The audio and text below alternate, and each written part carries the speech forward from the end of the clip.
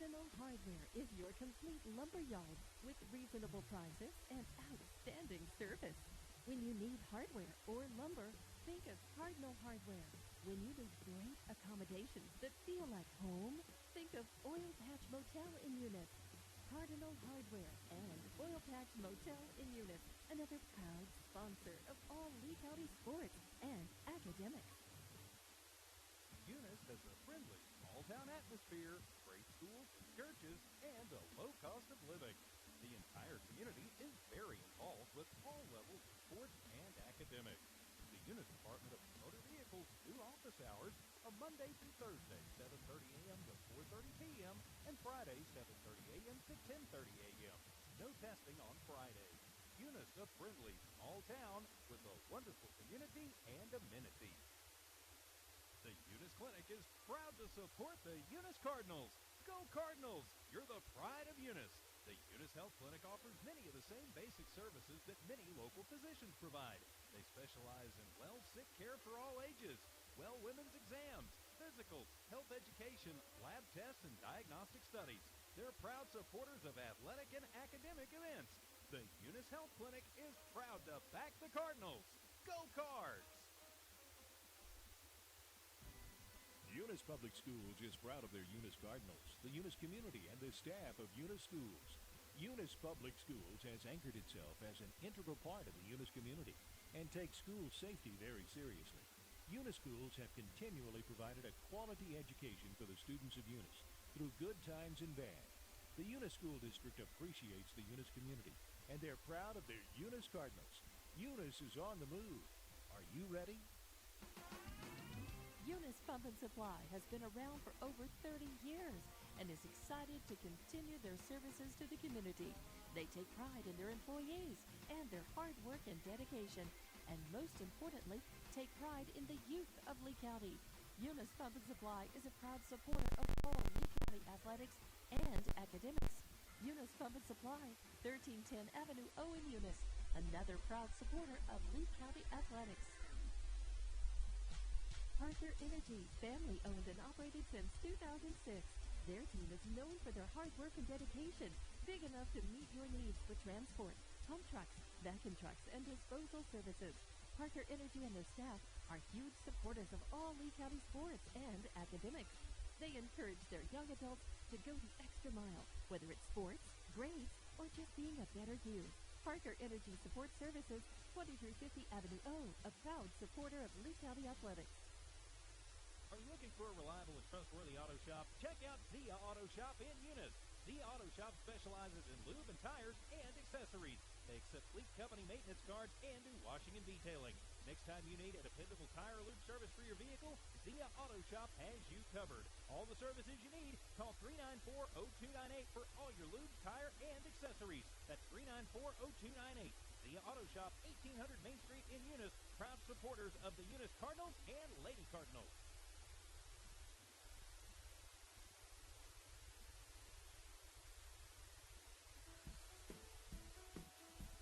Cardinal Hardware is your complete lumber yard with reasonable prices and outstanding service.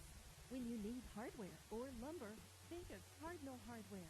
When you need great accommodations that feel like home, think of Oil Patch Motel in Eunice.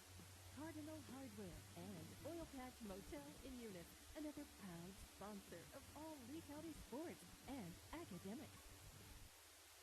Eunice has a friendly, small-town atmosphere, great schools, churches, and a low cost of living.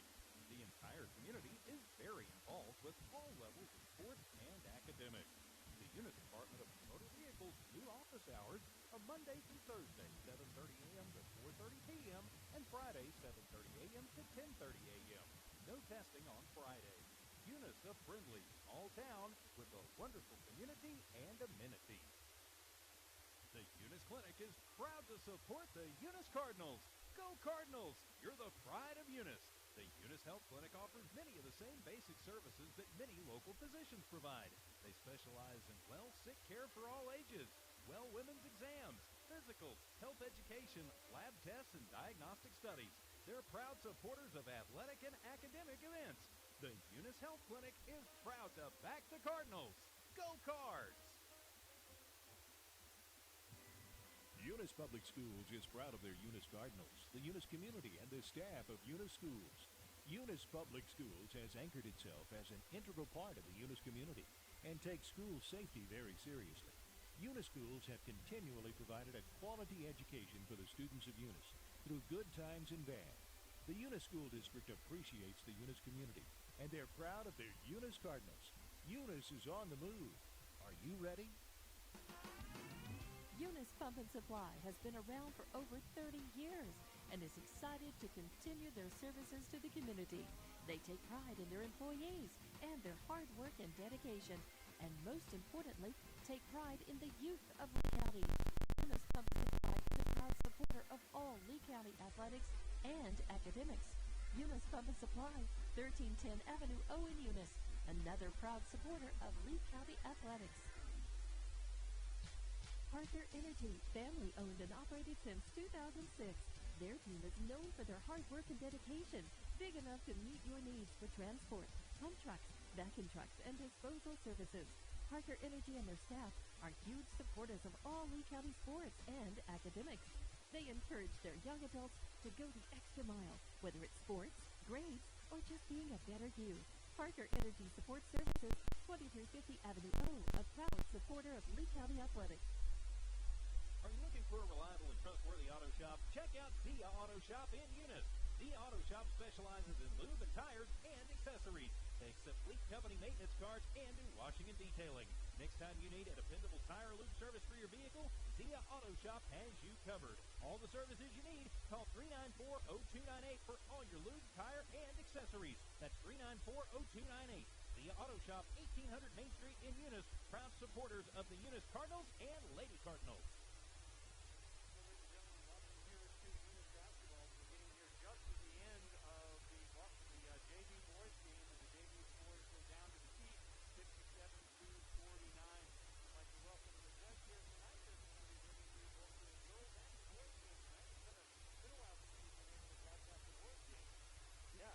Been a couple weeks, I think 10 days to be exact, and maybe a couple more than that actually, as far as since the last time they played. But they are back, they are ready to go, and but before we get to our boys, we'll have these girls out here to play. And fortunately, at least fortunately for me, as a parent, Chloe will be back out on the bench at least tonight. Not sure what or if they'll play normal or whatever they're going to do. She wasn't sure about that before the game. In fact, she said that they mentioned she might get to play, might not. But she's been quarantined for the 10 days is what they required her to do. So she did what they told her to do, is stay at home, and now she found out today she might not get to play. So we will see whether she does or doesn't.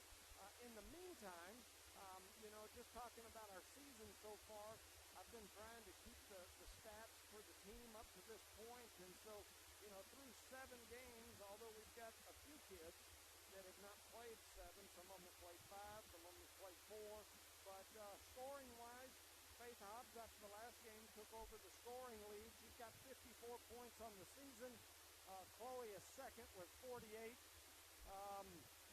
When you jump over to rebounds, Faith Hobbs is leading the team in rebounds with 48. Kendra Caballero has got 36. Kind of interesting. She's one of the smaller kids on the floor, and she's sitting up there at number 2 on the rebound list. Assists, Chloe's got 9 and Kendra's got 9, so they're both tied on that. Steals, Chloe's at 23, Kendra's at 22.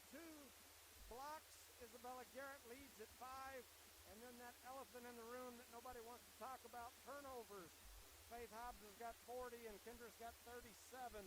And so that's where we set for the year so far prior to leading into this game. We talked about the fact that the girls have got a very slim chance of making, because the 6 division winners are going to advance, and there's 2 at large. So the girls' current record, 3-4 overall and 3-2 in league. They absolutely have to win out. They have games tonight here, then Friday night there in Loving, and then Saturday they are at Hagerman. Any loss between them will pretty much, seal the season out for them.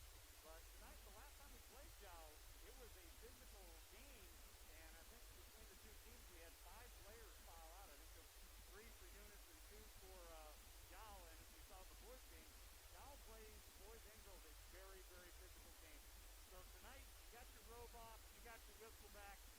your plan for tonight's game? You know, we can't get into a slow-down half-court game, I don't think, with Dow. If we find ourselves standing in a half-court set with them, I think we're too small, and I think that plays into their, into their game. It's what they want to do. I think we've got to speed the pace up. We've also got to try to stay out of that physical game because, once again, they're bigger, a little stronger, a little meaner, and, we're just not very big, as we've talked about all year. With the exception of the Dexter game, pretty much everybody else we played all year definitely outsized us. Yeah. And so, we don't want to get into that rough, physical, pushing and shoving game. We need it to be more of a pretty game, a finesse game, a running game. And I think the more that we can do that, the better our odds are. If you think about that first game, through the first three quarters, we played a very slow, inside the paint almost, zone defense. We didn't full court press. We didn't put much pressure on the ball, and we were losing. And how many times did you try to force the ball inside to the high post just to have them double and triple team? Yeah, and we get struggled. A turnover out of it? Yeah, absolutely. We struggled with that. Well, then in the fourth quarter, we finally said, okay, we're trailing, and I think at that point we might have been down as many as almost double digits. I mean, at one point I know we were down around 10, but and then we sped the pace up, started transitioning. Next thing you know, we're in the lead, and we win the game. And not only did we just win the game, we won the game by like 8 or something. I mean, it was a very competitive game, but we had been behind from the first basket. Yes, we trailed the whole game. And like I said, at one point, we were trailing like double digits. And so, this Dow team is a team that's very capable of coming out here and beating us today. However, as we showed last time, we're very capable of beating them as well. And so I think that, I think it's going to be an interesting game. I think it would play into our hands if it was a controlled game from the officiating standpoint, where they call a lot of touch stuff, and I usually, that's not my kind of game, but for us to be successful, I think we need a very tightly called game to keep that physicality out of it, because that just plays into their hands. No, absolutely there, and I think, tonight is the key, is like you said, it's fast break. We got to run the socks off. Yeah. We're not very big, but one thing about our little group is they can run, and I think for us to be successful, we've got to keep the pace up. We've got to run. That's what we've got to do to be successful, and we can do that. I'm not sure. I didn't notice. Oh yeah, she's back. I was fixing to say I didn't notice if Jasmine Martinez was back when they came out, but she is. I see her down there. Of course, you've got Chloe back. You've got Clarissa Patron back, and so it looks like pretty much from what I see up here, it looks like the full group is back. So that'll be interesting as well. I think they need to shake up the lineup too. We talked about the scores, and honestly, I think even though we got seniors and everything else, we got to be looking forward to next season also. But honestly, I think starting out there, and I know you'll probably agree with the Chloe part, but for Jasmine too, I think that putting Denise and putting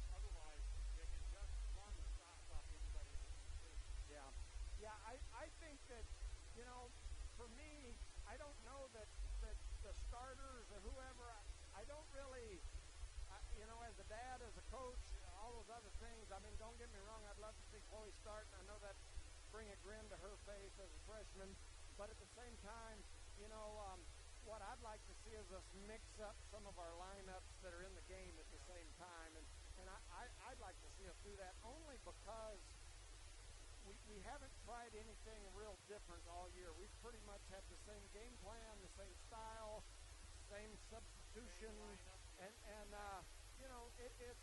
we're currently sitting at 3-4, so we're below 500. Why not try something different is my thinking. No, I completely agree with you.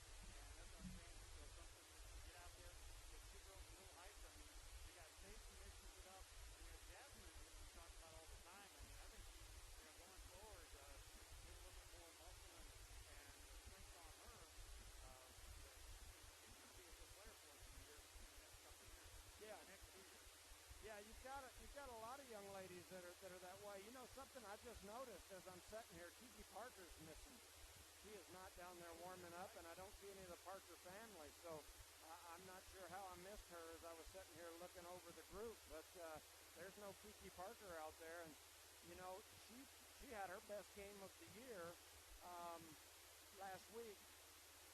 She had her best game of the year, and you know, she's improving steadily, you know, and so she's one of the few young ladies that we have that's got some height on her, and so you know, not having her could hurt us tonight. Like I said, I don't see her down there. I don't know what the story is. You're absolutely right. I hadn't noticed either that you were right about that. And you know, we saw in volleyball, she's shown that she has the tenacity and to mix it up to be, you know, more, reminds me from Faith House. I mean, Faith doesn't manage just how big the girl is against her, how tall she is. She gives up nothing to nobody. Well, and we've talked about this multiple times throughout the volleyball season and now basketball season. You know, with Kiki, I'm telling you, she used to be the same size as Chloe, and she was one of those what I call ankle biters that was out there chasing people around, biting them on their ankles, trying to steal the basketball all the time when she was younger. And so just in the last year, all of a sudden she went, and she stretched out, and it's affected her as far as her speed and agility. You can see as she's running, she's not comfortable in that long body that she's in now. And so, you know, I think as the years continue, the more practice she gets at that size and starts getting used to it, I think that, you know, you'll see some good things from her, because I can tell you, when she was one of the smaller ones out there, she was as scrappy as any of them. And so I think it's just going to be her getting comfortable in the long arms and legs that she's got now, and getting used to controlling that body. And so anyway, she's missing. I don't see her out there, so we'll see how that impacts us. You know, the other thing is going to be, you know, as we talked about prior to coming on the air, you know, you've got Chloe and Clarissa that have not been there for a couple of weeks. They haven't practiced. They haven't, you know, done much of anything. And so while the team has continued to play and practice, they've been at home. And so, you know, I know with Chloe, we bought a basketball goal and put one up, and she's been practicing, but she's been doing it at home. But it's not the same. That's right. And so, you know, it's going to be interesting to see how everything works out.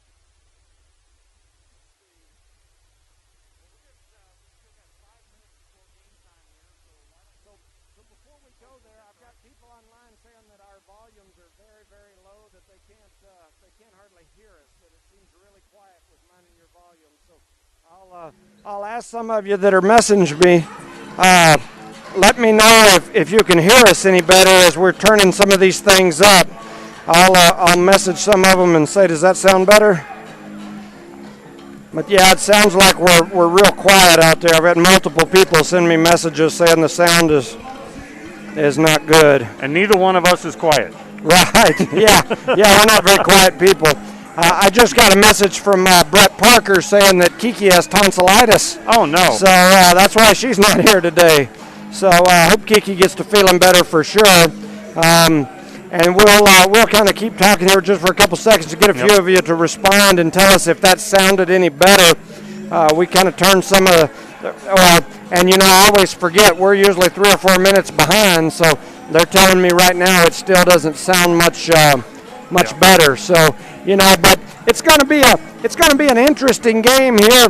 Once again, we've got to make some adjustments, because from what I've seen and read, this JAG program has improved as the season went on. I mean, I think the last time we played them, they had played Loving, and Loving had beat them. Then recently they played Loving again, and they tore Loving up. Yep. And so you can tell that they've definitely improved. Yeah, I mean, you're right, exactly right. The first game. So it's funny now, because I've got people from Eunice telling me that it sounds better now, but I've got the radio station saying that we're too loud and we need to turn it down. So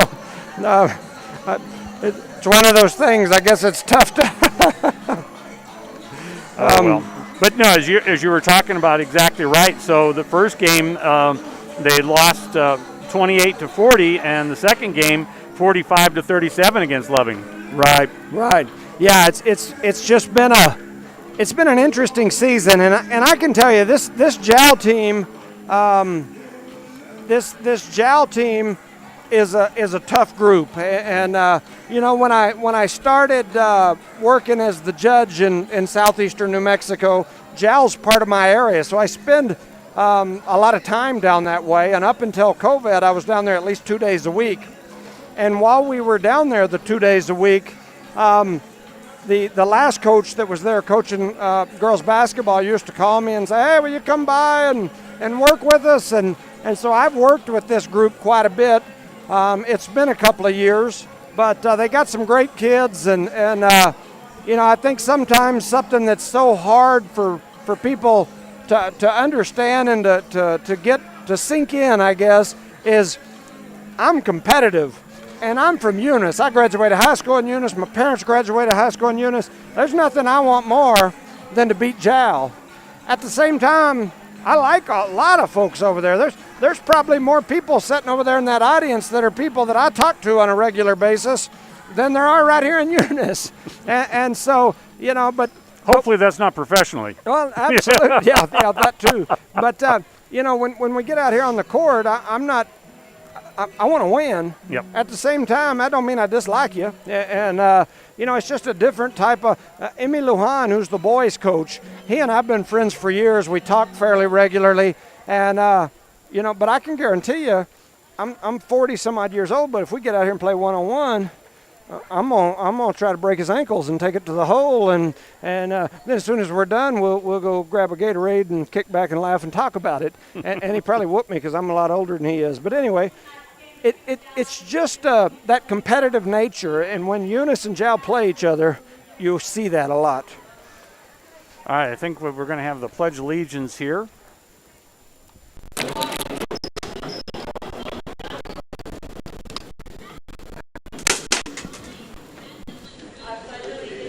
the flag of the United States of America, to the republic for which stands one nation under God, indivisible, with liberty and justice for all.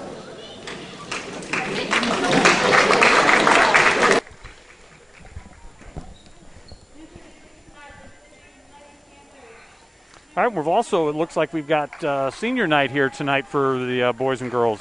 Yeah, and I believe that's going to take place after the girls' game. I'm going to ask the station if our sound sounds any better on their end. Yeah, no, they said we're fine and you're good as long as you don't get excited. All right, that sounds good. Well, they're introducing the two teams here today. And, as we get started here, they're introducing the JAL team. They'll get ready to introduce Eunice next. We've got Denise Rangel, Clarissa Patron, Arissa Frazier, Faith Hobbs, Kiki Parker, who's out today, Chloe Jones, Isabella Garrett, Kendra Caballero, Maribel Lopez, Jasmine Martinez, Didi Zamora, and Ashley Castillo. On the JAL side, the JAL young ladies are Bria Costa, Cassie Inglet, Natalie Nunez, Haley Edwards, Lacey Green, Yuri Nieto, Yade Fuentes, Chloe Earp, Hannah Melanson, Alexa Comunes. I'm going to butcher a bunch of names on here. And Karimi Lazoya. They're coached by Dusty Loftus and Karen Komar. Eunice coached by Gabriel Gaetan and Misty Heiner. So the officials have got the ball. They are walking it across the court. Because of COVID, we're not doing the old jump ball thing. We just alternate possessions, typically starting with the visiting team with the basketball. So it looks like JAL will start with the basketball, heading from our left to right. Both teams are walking out on the floor. It looks like our starting five is going to be the same starting five that Eunice has been using throughout most of the season. And JAL will throw the ball in. We're ready to start here. Yeah, so we have Isabel Garrett out there, Arissa Frazier, Faith Hobbs, Kendra Caballero, and Denise Rangel start things off. So on the top thing over to 12, that is Abel, and she comes back over to Edwards. Edwards top of the key, back over to Abel. trying to get that ball inside. So back out top of the key, just back and forth between Abel and Edwards there. And we're going to top is Chloe Earp. Now they drive the baseline. She goes up, and her shot is up and over, and the rebound goes off to Caballero. Caballero up to Rangel, to Frazier, back to Rangel, over to Caballero. She's trying to, her shot is up and good, and she buries a three to start it off. That's a good start for Kendra Caballero with the three-pointer there. They're going to give that to her because she was nowhere close to being guarded there. Now they're driving down in. That's Earp, and looks like we got another turnover. We got a turnover on Giles, so Giles starting a little tight this afternoon. Yeah, Eunice gets started here with a 3-0 lead. 7 minutes remaining in the first. Eunice brings the ball across the midline.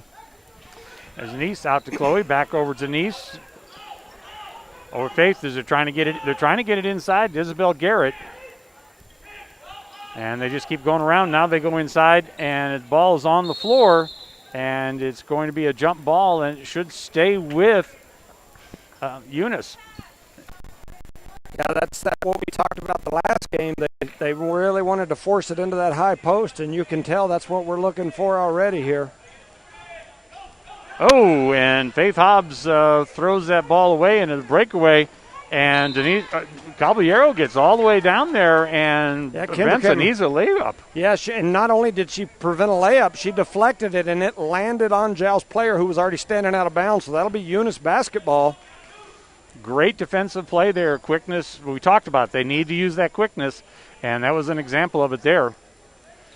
So they're going to full court press. Caballero brings down to Isabel Garrett. Garrett goes to Frazier, and Frazier gets tied up, and that ball will go over to the Panthers. Yeah, so Eunice turns it over right there. They did a good job breaking the press, but then when they got it over there, they lost it. So it's now 3-0, 6:25 remaining here in the first quarter. Giles walking it up the floor. Here's that slow game we talked about. And three-pointer over there, and it is no good. And Isabel Garrett gets the rebound. She goes off to Arissa Frazier. Frazier to Caballero. As they're getting the full court press, Caballero comes down to Rangel. Rangel was supposed to be going to Hobbs, but threw it away. So we have another unforced turnover. And looks like that time there. So again, good defensive play on Caballero.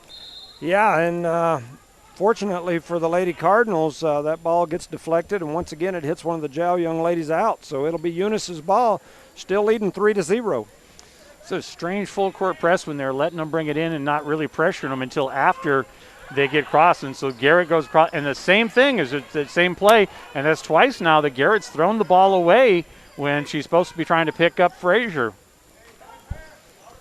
2-point play there, still no good, so we have no score, and that time Caballero knocks the ball out of bounds. So it'll stay with the Jow Panthers down here. So one of the young ladies from Jow is limping. It looks like she's grabbing an ankle or some sort of leg injury, and she's going to the sideline. They had a substitution. I think that's Brianna Acosta that came in for her. She's the former Eunice Cardinal back in the day. And at number 15, so Hobbs comes down with it, Frazier. And it's going to be another one knocked out of bounds there as he gets it. Hobbs was in there for the rebound, couldn't handle it. But that number 15, she gave us a lot of trouble the last game. She plays hard. She's a good player. Yep. She ended up fouling out of the last game, but she played. Oh, and they've got Clarissa Patrone's in the game now. So Isabel Garrett set down, and Patrone is in the game.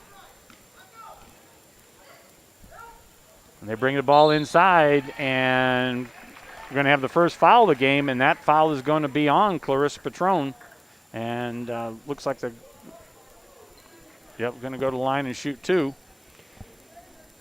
And that's Chloe Earp going to the line to shoot for the Panthers. Has almost 3 minutes left, or 3 minutes gone in the game, and we just have a 3-0 score. Yeah, and Brianna Acosta steps to the line. She misses the first free throw. She'll have one more. Eunice leads 3-0, 5:11 remaining here in the first. They throw her over the ball. She takes a couple dribbles, spins it around, and her second shot is up, and it is good. So she makes the second one. That's the first score. It's now 3-1. with 5 minutes left here in the first. And give it over to Hobbs. Hobbs goes over to Frazier. Frazier drives the baseline. Nothing there. She kicks it out to Patron. Patron's being closely guarded. Patron tries to drive the baseline, goes into Caballero, and we got a. I'm saying. Yeah, they're saying that we were on the line, so okay, it's going to be a turnover on the Cardinals. That'll give the ball over to the Lady Panthers. 4:51 remaining here in the first. Jow with the basketball. Eunice leads 3-1. Well, both teams are exhibiting a lot of turnovers to start this game. Yep. Eunice's press breaker, they're running it, the first part of it correct, and then they're getting flat, and they're getting out of position, so they're struggling to finish off of it. Jow gets that ball to the rim. We'll get a foul on the Cardinals, and so that'll send number 12 for the Lady Panthers to the line to shoot 2. And she's back in the game now. She was just the one that went out earlier. Mm-hmm. And that's the second foul on Clarissa Patron. Yeah, she's that's foul number 2 on her. So Jow steps to the line, knocks down the first free throw. That makes it 3-2. They're digging into this Lady Cardinal lead. Eunice now only up by 1, 4:34 remaining in the first. Well, the last 4 times down the court, the Cardinals have turned the ball over and you haven't even got a shot off. And bury that, so they've tied the score on free throws. And we just threw the ball away there again. All right. Blows the Inglet. She goes back over to Nieto. Nieto throws the ball away, and Caballero's driving down. She's going up the hoop, and she makes it. So all 5 points are so far by Caballero. Yeah, Caballero did a good job there with the steal, the run out, and then finished with some contact. Yep. So they're trying to go inside there, and there's going to be another foul. This time the foul's going to be on Rangel as she fouls Casey Inglet, and so she'll be going to the line to shoot 2. Yeah, so we're halfway through the first quarter. Eunice leads 5-3 on 5 points from Kendra Caballero. Jow goes back to the line where it seems like they've got most of their points in this game. All of their points so far. And they missed the first free throw, so Eunice will maintain that lead. And they send Chloe Jones over to the scorer's table, so it looks like she'll get a little playing time here. And she's coming in for Arissa Frazier. And getting ready for this second throw, this is Casey Inglet. And she spins the ball around, shows it up. I thought there was going to be a line violation there, but there wasn't. And so she misses both of them. The ball comes back there. Inglet's got top. They switch around, so this plays some play. They're behind is in there now. Her shot is up and no good, and the rebound goes over to Chloe. So Chloe gets that rebound and brings the ball across time court. She drives down and she goes to Isabel Garrett. Garrett's shot is up and no good, and the ball's back down to the Jowl Panthers as Chloe slows them up there. Inglet over on the right-hand side, comes up top to Acosta. Acosta goes over to Abel. Abel's shot goes over, and that was 23. That was Hernandez.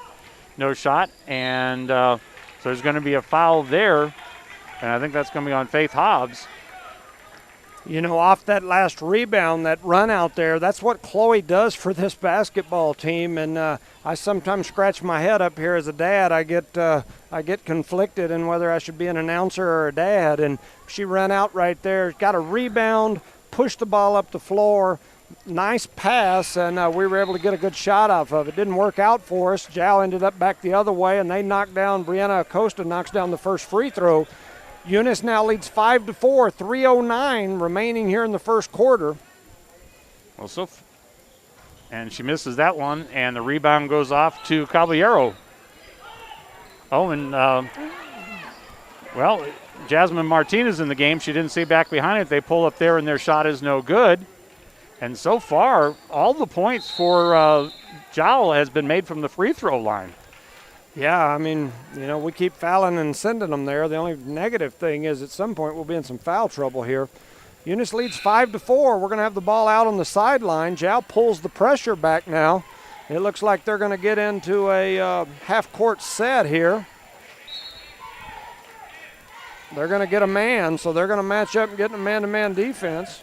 Oh, no, they're not. They're in a 2-3. They're in a 2-3 zone. So we got Jasmine Martinez in there now and Bill Garrett. So they try forcing the ball inside. Okay, so Faith Hobbs not able to handle that one, and the ball goes out of bounds over to Jowl. So 2:30 remaining here. Eunice leads 5-4 in the first. Jowl with the ball crossing half court. As Pugh's bringing it down, she goes inside. The ball's partially knocked away, and now the ball is on the ground, and we're going to have a jump ball with a takedown there. That was Abel and Hobbs. So that'll be, looks like it's going to be Panther ball. I'm not sure they've got anybody going to throw the ball in. Hey, well, all right. Drives the ball in there. That is Abel. She drives up, and that shot is no good. And the rebound is to Hobbs, who brings it out to Rangel. Rangel brings it down the court, and she's throwing to Hobbs. Hobbs isn't even looking. And again, we throw another ball away. Yeah, Hobbs was looking the wrong direction there. The ball went right behind her head. Yep. And nice one. Well, Jasmine steals it and then throws it away herself. And now we're going to get a charging foul or a player control foul. And that's going to be the first foul on Jowl. Yeah, so that's 4 fouls to 1 here early. Eunice definitely leading in the foul count and the score, 5-4. As Jocelyn Hernandez got that foul there. So Chloe's got the ball, brings it down. She's over to Gary. Caballero gets it. Her ball is up and no good. And Jasmine gets the rebound. Goes off to Rangel. Rangel gets the ball out there. Well, good. Caballero gets it out there. Rangel's finally able to get the ball away without getting tied up. Looks like they're still trying to get in there inside. Isabel Garrett drives the baseline. Yeah, that's Caballero. She drives the baseline. And they're going to call her. No, she did get fouled. Okay. Oh, okay. Yeah, I was concerned. For a second there, it looked like they were calling her for a player control. 1:36 remaining here in the first. Eunice still up 5-4.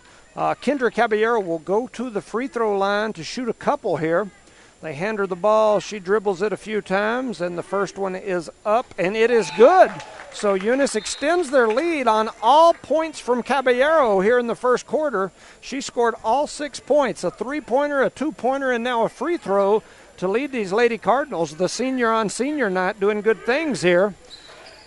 And she misses that second one there. And so the ball comes down, and Caballero is going to take a foul there as she tried to block her out of bounds. But so that foul is going to go on Caballero, her first. No, actually, that's her second foul. So Clarissa Patron and Caballero each have 2 fouls now. So Garrett back in the game, and Rangel sets down. Hobbs sets down.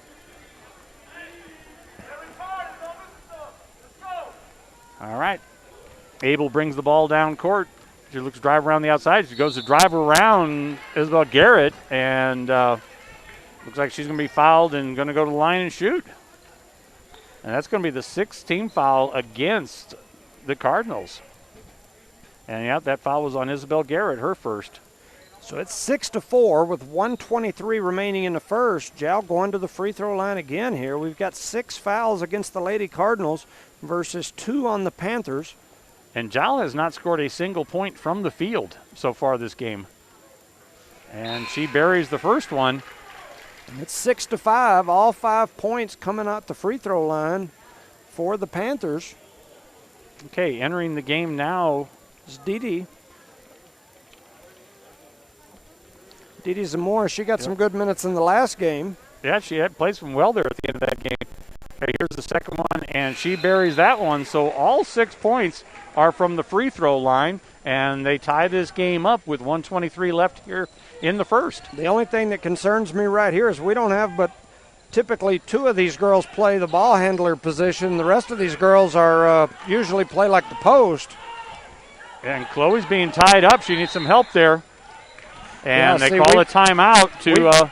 We've got 4 young ladies on the floor that usually play the post, and we've only got 1 guard on the floor, so that's a mistake on Gaetan's part. He subbed in all post, 1 guard. They're full court pressing. We don't have people in place to play their normal positions, so...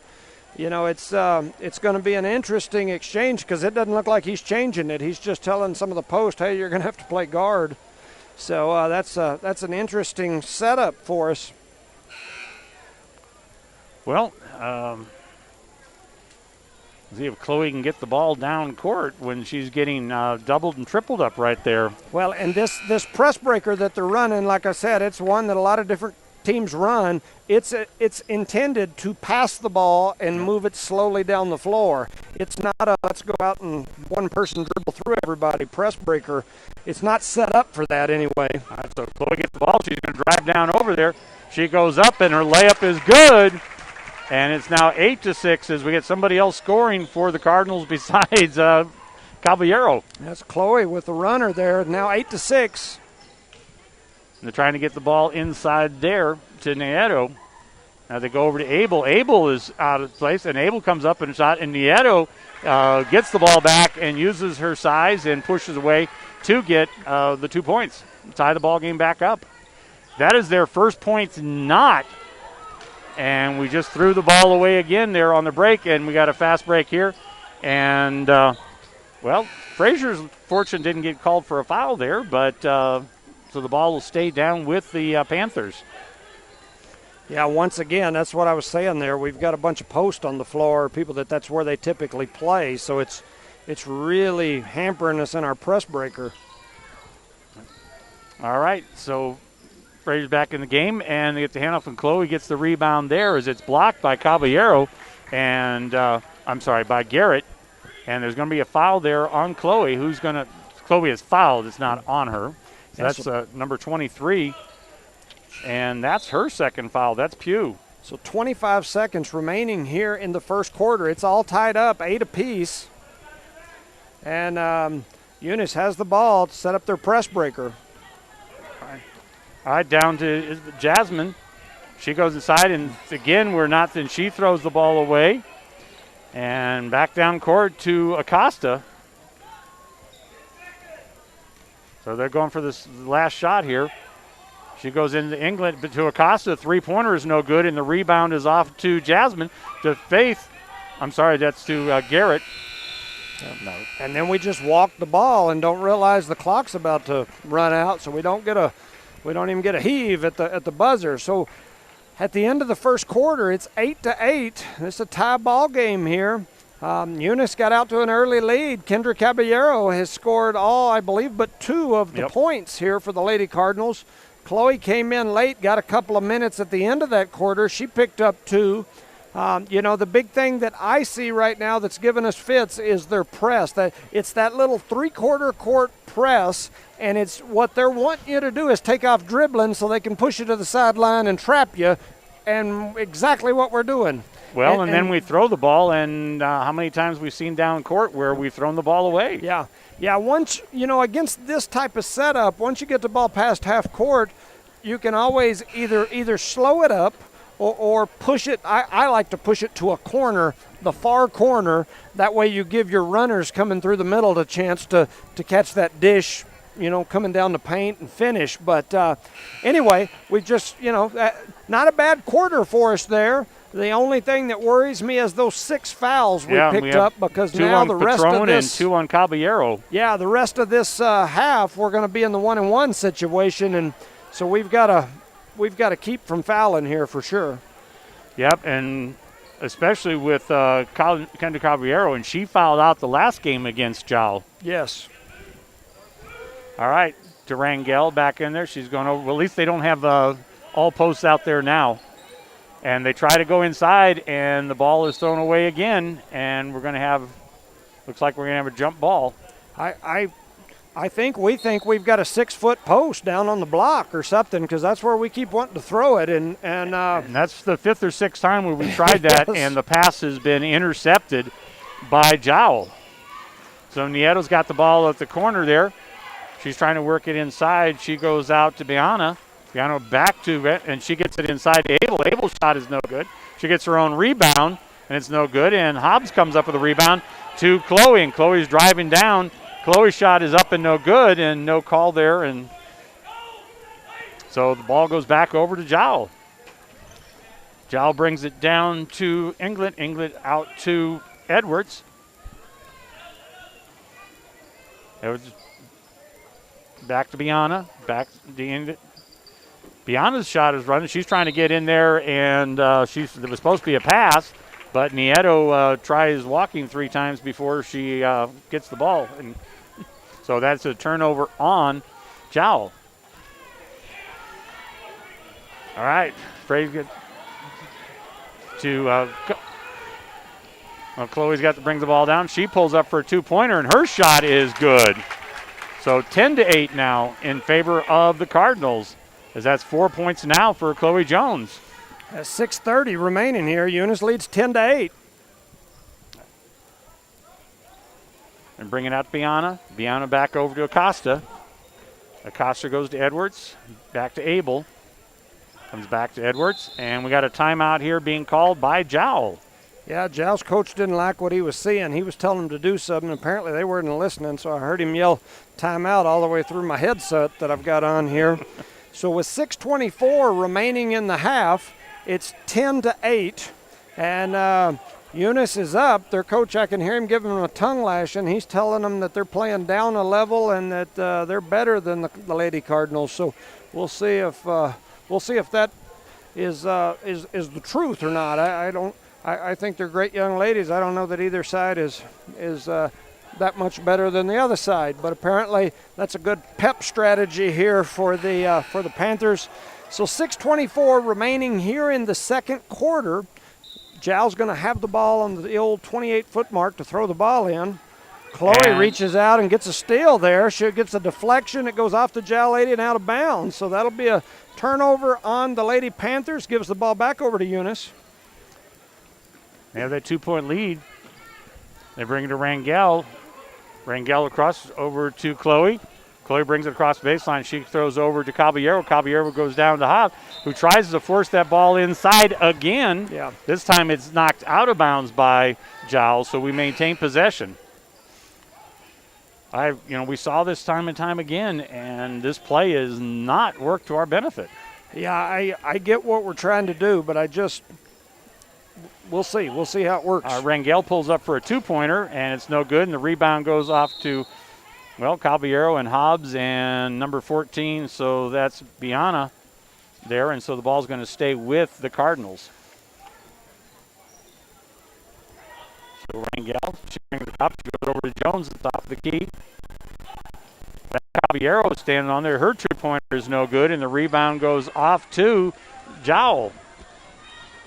Abel brings the ball down court, then pulls up. She goes out to Acosta, who goes to England. England's shot is up and no good, and the rebound is by Jones, who gets off to Caballero. And Caballero is fouled there by number 13. That's Haley Edwards. That's going to be her first foul. And this foul count's starting to even up a little bit here in the second quarter.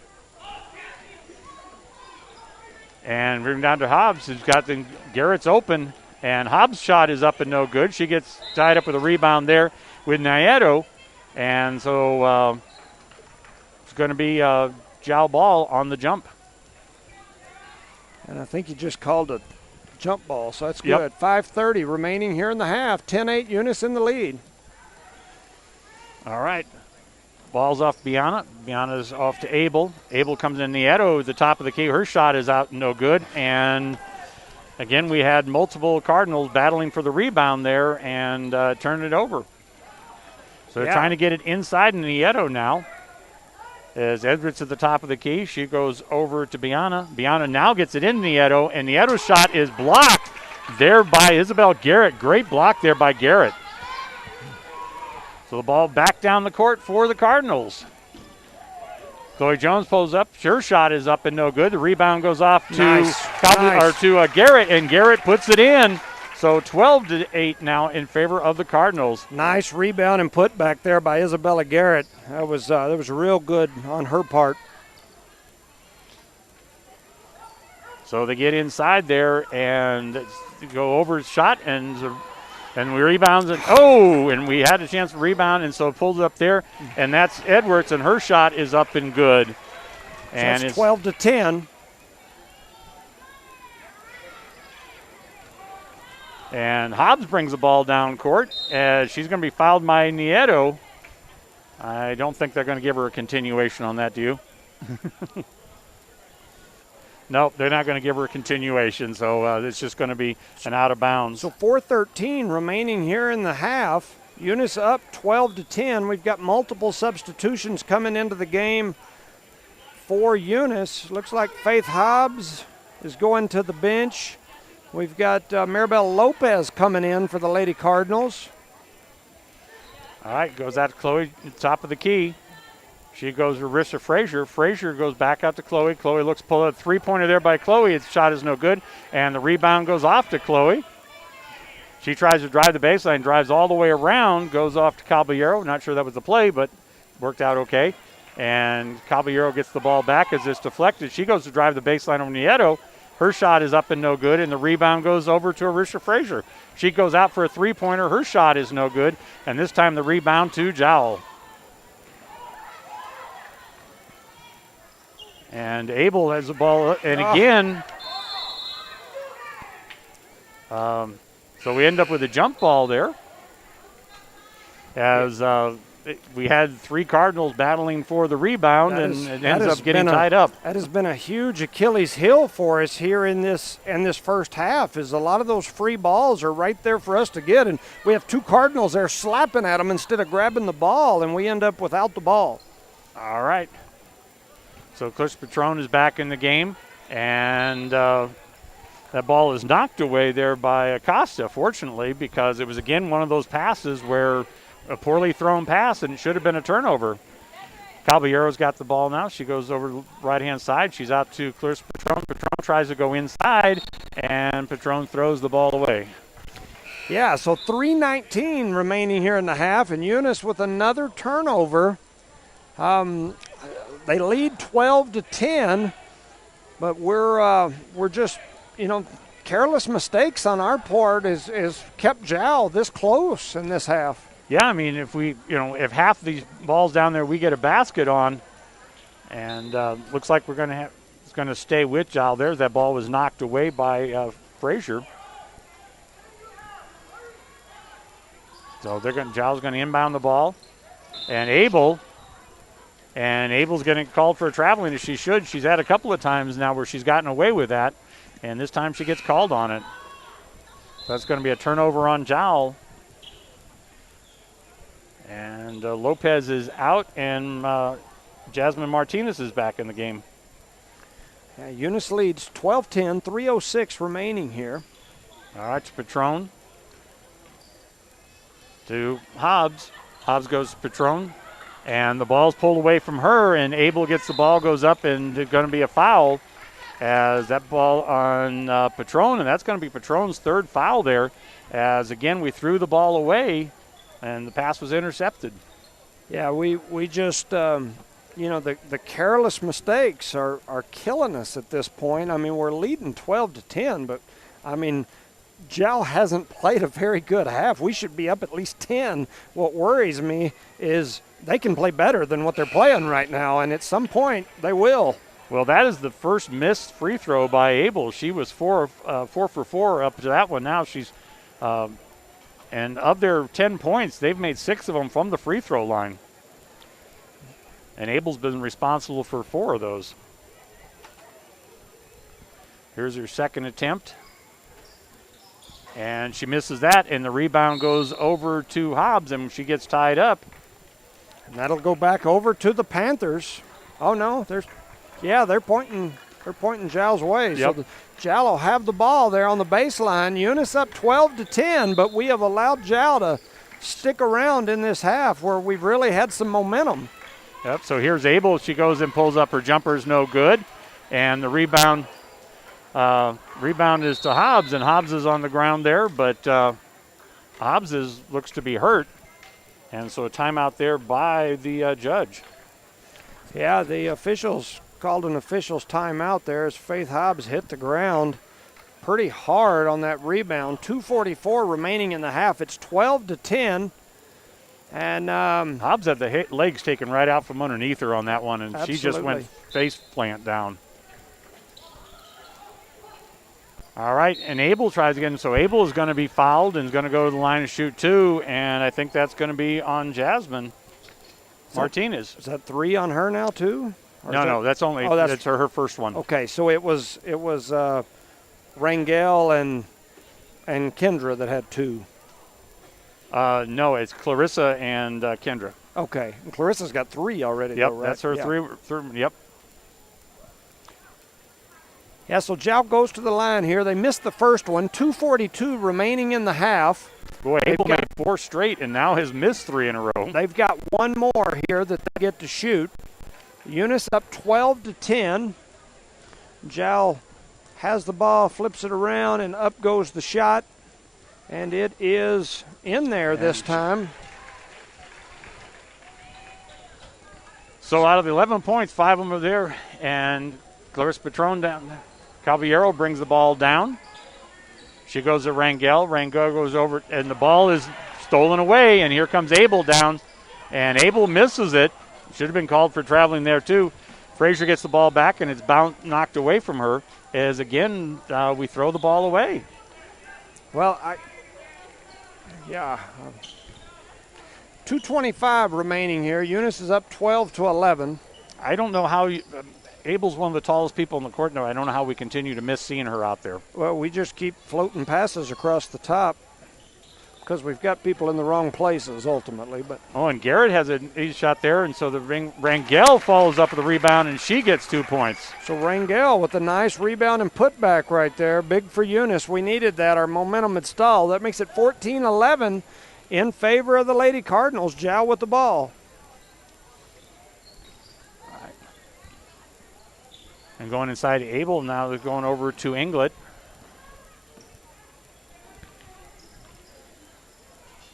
Goes there to Edwards.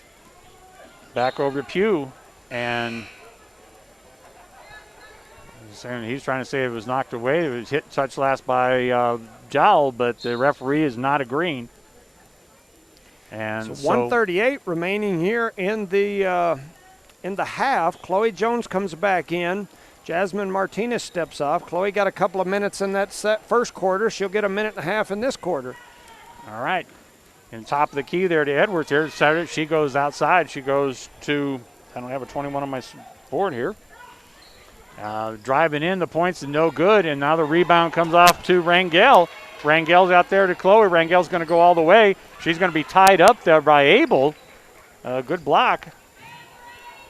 So Caballero to Rangel. To Caballero. Over to Frazier, inside to Isabel Garrett. Back to Rangel. Rangel wants to drive the baseline. Nothing there. She kicks it back out. She goes over to Jones. Jones to Caballero. And Caballero got hit twice there and no call. Okay. Chloe let that one go. I think she must have thought it was touched by the Panthers, but obviously it didn't, and so we got another turnover there. 51.6 seconds left. 14-11. 14-11. Eunice in the lead. Jow has the ball here late in this first half. So Abel has gone to the line quite a few times this afternoon. She's also been called a number of times for traveling. Nice to bring it back out top. Go to Edwards. Edwards trying to get the ball inside, and it ends up being a turnover. Rangel goes down the court. She pulls over, and she had Frazier open. Didn't get it to her. Caballero comes up, drives the baseline. Her shot is no good.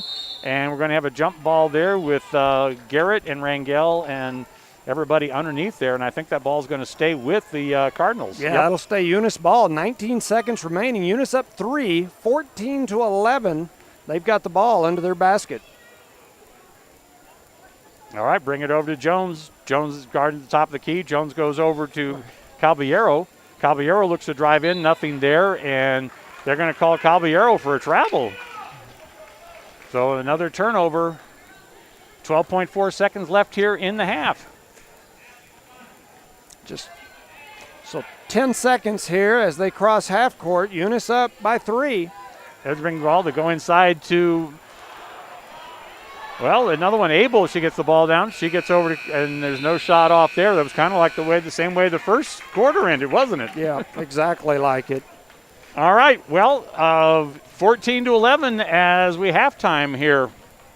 Let's hear from the sponsors, and then we'll get back with a few of the comments.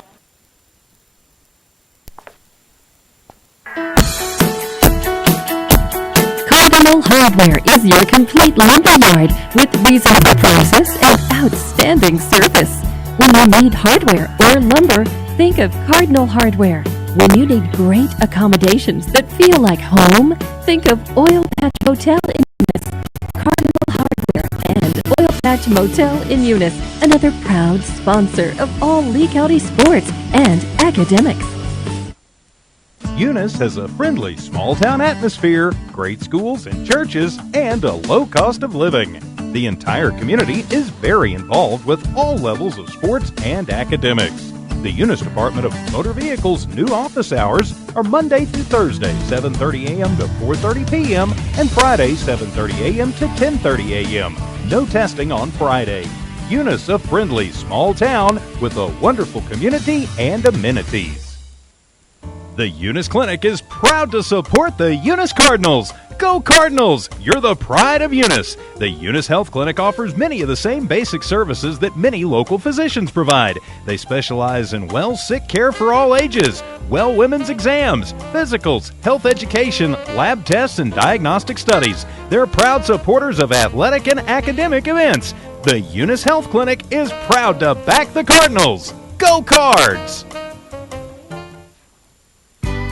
Eunice Public Schools is proud of their Eunice Cardinals, the Eunice community, and the staff of Eunice Schools. Eunice Public Schools has anchored itself as an integral part of the Eunice community and takes school safety very seriously. Eunice Schools have continually provided a quality education for the students of Eunice through good times and bad. The Eunice School District appreciates the Eunice community, and they're proud of their Eunice Cardinals.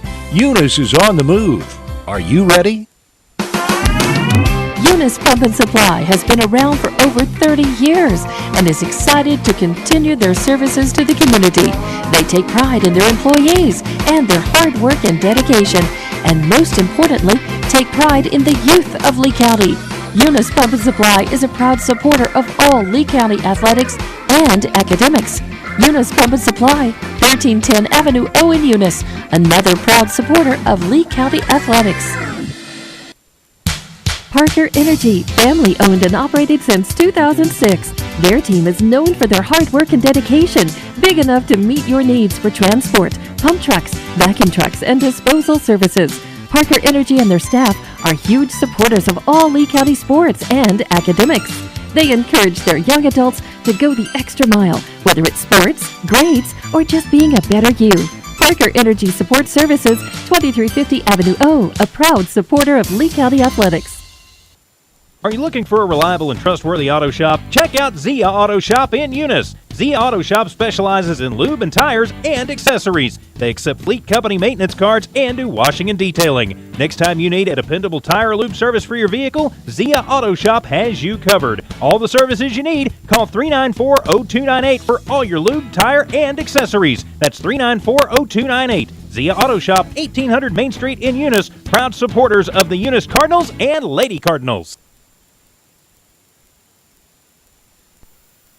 Welcome back here to live action, and so at the end of the first half, the Cardinals have led most of the game. It's 14-11, and where that scoring is coming from for the Giles team is they are 7 for 13 from the line. So they have 11 points, and 7 of those have come from the free throw line. They're shooting 54%. On the fouls here, we have Denise Rangel with 1, Clarissa Patron 3, Isabel Garrett 1, Kendra Caballero with 2, and Jasmine Martinez with 1 on the Cardinal side. They've only gone to the line once, and they're 1 of 2 from the line, shooting 50%. And for fouls on them, 1 on Haley Edwards. Like to see this, Nieto, she's got 2. Hernandez 1, and Pugh's got 2. And Nieto fouled out of that last game also that we faced them. She's one of those that we definitely plays that very physical game underneath the basket. So of their 11 points, 7 of them come from the free throw line. And let's see, for the scoring, we've got 6 for Caballero, 2 for Rangel, and 4 for Chloe. Yeah, I believe that's right. I believe she's picked up 4. You know, once again, that biased dad in me, but she's only had a few minutes. She got a few minutes. She got a few minutes in the second quarter. I think she had about 2, maybe a little less in that first quarter. So, you know, it's tough. And I think the thing that makes it tough for me up here, being a parent / former basketball coach, is the amount of turnovers that we've gotten. I mean, we have turned the ball over. I just did the stats for the last game today, and the last game we had over 30 turnovers. I bet you that half we had 15. Oh, yeah. And so, without a doubt, 30 turnovers in a game is that's unheard of. Those are just astronomical numbers. Well, they had 6 there just in the first quarter after Kendra got the 3-pointer. Yes. The next 6 times down the court, we never got a shot off. We threw it away. There is no doubt in my mind that we should be up at least 10 in this game, but just turnover after turnover after turnover, and so we've got to do something different. The old definition of insanity is doing the same thing and expecting a different result. We just turn the ball over too much, and so that's the thing I think that's frustrating as a fan to sit up here and watch, is we just got to quit turning the ball over, and whether that's a player adjustment, a coaching adjustment, whatever, it's an adjustment, and we've got to make that adjustment, or we're going to let Jal stick around. Because I'll tell you, Jal didn't play a very good that half. No, they not shot when they a lot had of free 6 throws. points from the free throw line, or 7 points. Yeah, and they are capable of playing better than they just did, and we are definitely capable of playing better than we just did, but we've got to quit turning the ball over. I mean, that is the one thing that we've got to do different. We've got to quit turning the ball over so much. You're going to have turnovers. That's going to happen. But 30-plus in a game is not acceptable, and I guarantee you we had 15-plus that half. So we've got to reduce those in this half to maintain this lead or to increase it. Yep. No, I completely agree with you. I don't know any other way around it, because, as you said, so they're in the first quarter after Kendra sinks that 3-pointer. They said the next 6 times down, we never got a shot off because we threw the pass. In fact, we never even got close to getting a shot off because we threw a lead pass away, or we tried to force the ball in underneath. And right. I mean, quite honestly, one of the things that we've seen in the past we've gotten tied up on tonight, we're not seeing them really try and do those baseline drives. So that is another bread and butter, and we're not seeing that at all tonight. Yeah. On the offensive end, we're content with running our offense, and I don't necessarily have a problem with that part of it, but we're sitting up there and throwing it around trying to get the ball into that high post, and it seems to me like Giles figured out that we want to throw the ball into the high post, so they're just sitting on it, and then as we're swinging our ball back and forth across the top, they're stepping into those passing lanes. And fortunately for the Lady Cardinals, several of those step outs where they've stepped out and stole the ball and had nothing but I want to say green grass, but it's not a football field, but nothing but hardwood between them and the rim. They've missed those run-out layups. And so Abel has probably missed 6 or 7 of those opportunities. Yes. She's been the key one there, and she's gotten called for traveling twice. And then Caballero on a couple of plays, really great defensive effort by Caballero to get down there. Right. But still, you're exactly right. I mean, if they make half those shots that they've had those easy opportunities, they're in the lead. Yeah, it is it could very easily be a different ball game. And, there's so many little things that if just those little things went different, we could be up 10-plus, or we could be down right now if they make a few of those run-out layups where we've thrown the ball away to them over the top. When I think of turnovers, the worst turnovers you can have are those ones out across the top, because those lead to run-out layups. And everybody that's ever played basketball, one of the first things you ever do, the very first practice you go to, is they put you in a line out here at half court and have you run up and shoot a layup. Yep. And so that is the shot that most people make regularly, and if you're throwing that ball away across the top where people just get to catch it and run from half court to the other end, those things will get you beat. And so, well, yeah, because you have the momentum going the other way where the others have got to stop, turn, and catch up with you. Yeah, so we've got to do a better job of that for sure. With that said, as much as all those turnovers frustrate me, we're up. Yes. We're up 14-11 in this game. And so, I know we can play better and take care of the ball better, but I also know this Jal Panther team is capable of playing a lot better than they just did in that half. So here we go. We're getting ready to start the second half. Jal's going to inbound the ball at midcourt. And here we go to start the third quarter. All right. Edwards brings the ball across. He goes over to Pugh. Pugh's going to shot. The shot is no good, and rebound is off to Frazier. Or off to Hobbs. Frazier brings the ball down court. Frazier, it's okay, not there, but Frazier slapped in the face there, so they're going to make that out of bounds. There's going to be a continuation, and Frazier's going to go. Hobbs gets a rebound, kicks it out to Frazier, who drives, attacks the basket. She gets fouled at the rim, so she's going to go to the line, shooting two. And that's Pugh's third foul. And she played really well against us in that last game. Yeah, so Frazier goes to the line, takes a couple dribbles. The first shot is up, and it is in. The senior here on senior night drains that big free throw right there. Eunice extends their lead to 15-11, 7:46 remaining here early in the third. All right. So a few dribbles there. Here's her second attempt, and she makes both of them to extend the lead. Great shooting there by Frazier. Jal now takes the ball, headed the other direction. 16-11 Eunice. All right, Acosta's out there again, going to Nieto, trying to fit inside, and that ball is going inside. And, wow, that was a great play by Green as she forced that shot up and in. And so we got balls knocked out of bounds there by Acosta, but it's going to stay with the Cardinals. All right, Patron down here to Frazier, back up to Caballero, sorry. And now it's going over to Rangel, the other side, and now back up to Caballero. And we just keep passing it around the top of the key here, as it definitely, they're trying to think. Now Rangel pulls up a little short runner, no good. The shot is rebounded Garrett. Her shot is blocked, and now the ball comes over to the Panthers. Edwards brings the ball down. Goes over to Abel to Green, to Nieto. Nieto's shot is up and no good, and the rebound is off to Garrett. And again, we just throw, and boy, Caballero got that one, saved that, even though she knocked that out of bounds, is another turnover.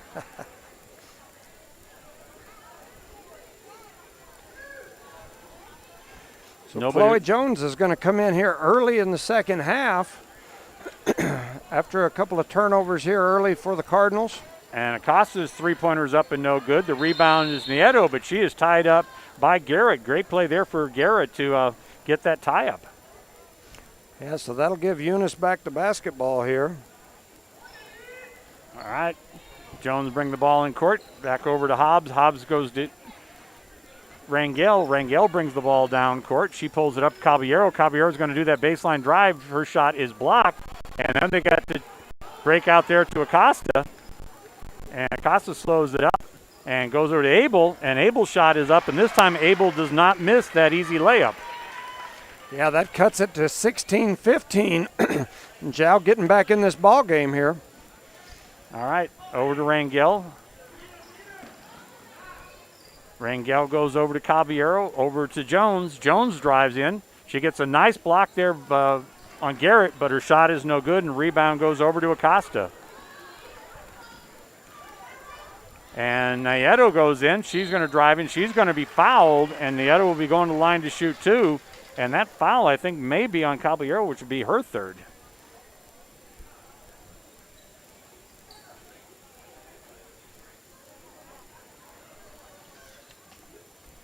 So Nieto's going to the line to shoot two. I was watching to see if they put that foul up there because they never have posted who it was on. So Jal will be at the line. Eunice is up 16-15. She rattles that one in. We now have a tie ball game, 16-16, 5:47 here remaining in the third.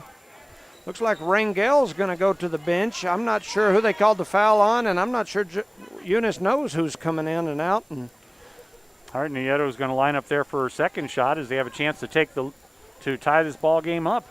This would be a lead. This should be tied up. You're right. That's what I thought, too. She misses it, and Jones there for the rebound gets knocked out of bounds, so it will be Cardinals' ball. But, yeah, it should be. The scoreboard says 16-15, but I don't hear an uproar, so maybe I'm missing mine, but my score on my little thing says different. All right, so Caballero brings it across. She goes to Jasmine, and we throw another one away. Yep. The turnovers are absolutely eating our lunch. 5:35 remaining here in the third quarter. The scoreboard reads 16-15. So Eunice is up here by 1 according to our scoreboard. According to mine, it's tied. I hope they're right. Jow with the basketball.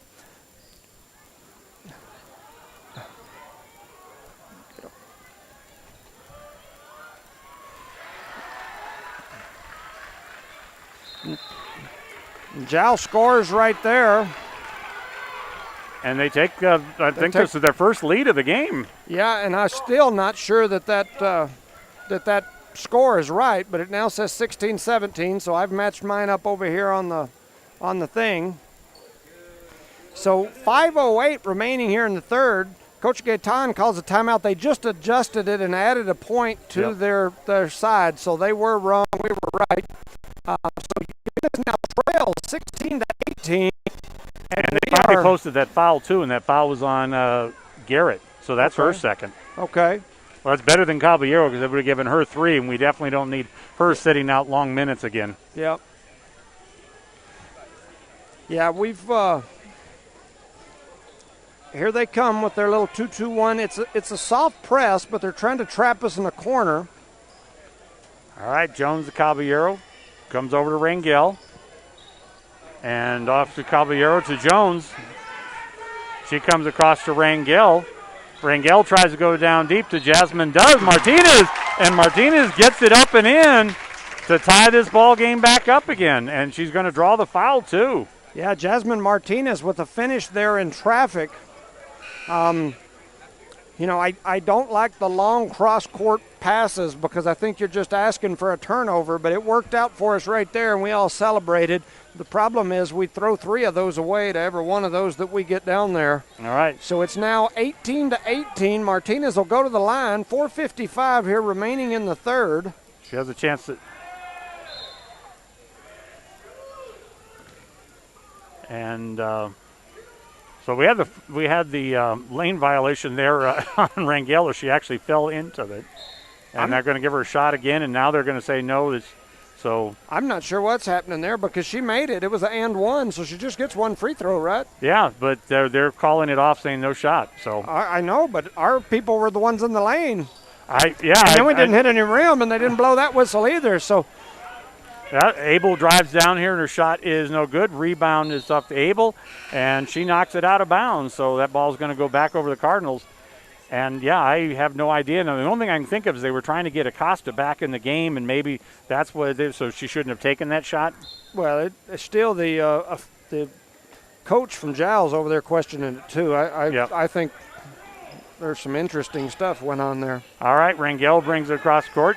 She goes to Hobbs. Hobbs looks to drive down. Nothing there. She goes back over to Rangel. Rangel throws a three-pointer, which is way short and I think was blocked. Yeah, it was blocked. All right. So Edwards brings the ball down, and she's going to be fouled. Edwards should have been called for traveling there because she dribbled the ball twice over the height of her head. Yeah, and there was no call. Caught it on her hip at one point, too, and they didn't call that either, but then they called a reach-in foul as she goes up. So, and that's on Garrett. Garrett's now picked up 2 quick ones in this quarter. Yeah, 4:25 remaining here in the third. It's tied up. Jow going to the line. She misses the first. She'll have one more. Eunice has got Ashley Rangel coming into the game for Garrett. Oh, Castillo comes in the game for Garrett. Ashley Castillo, I'm sorry. And she missed the next one, and the rebound is off to Rangel.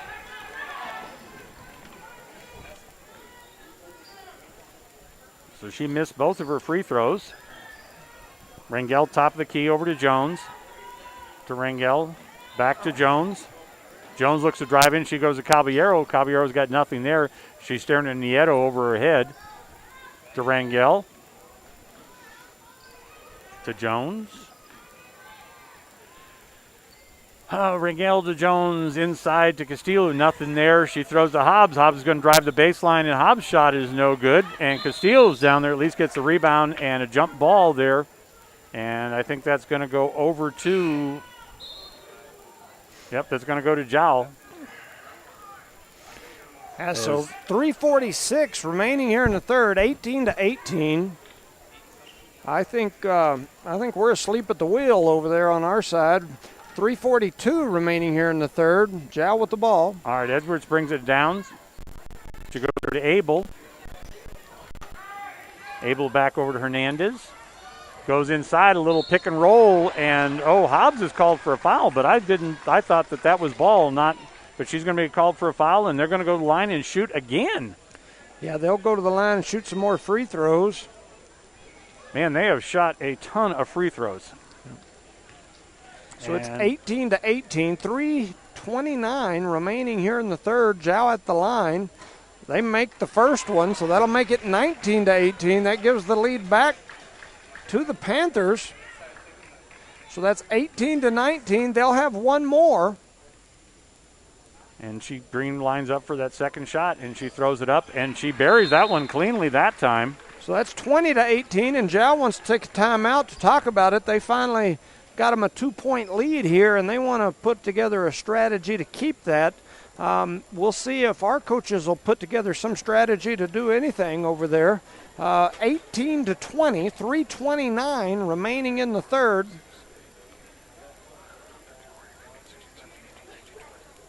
Boy, they have gone to the line 20 times already in this game, and we're only a little over halfway through the third. Yeah, for sure.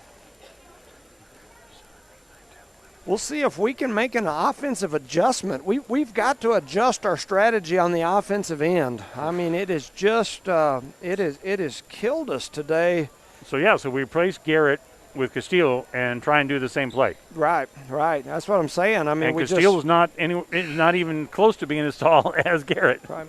Yeah, we just, that seems to be our go-to play, is let's throw it into the high post. And I think Jowl knows it. You and I both know it. I'm sure that probably people sitting over there eating popcorn on the other side know it.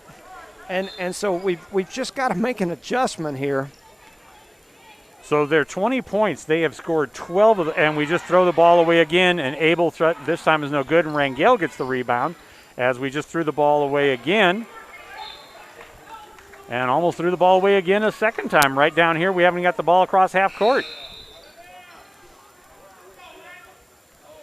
We're going to sub Caballero out. What's the strange Frazier for Caballero is a different sub. All right, to Jones. She goes to Frazier. Frazier dribbles it. She throws it to Jones. Jones is going to run down this time. She pulls it over to Rangel. The ball is intercepted and saved out. Abel gets the ball. Abel drives down. She's going to have an easy layup, and this time she makes it. Well, now we're down 22-18. Boy, and how these are not getting these fouls. Well, I guess that time they did call the actual blocking foul there on them.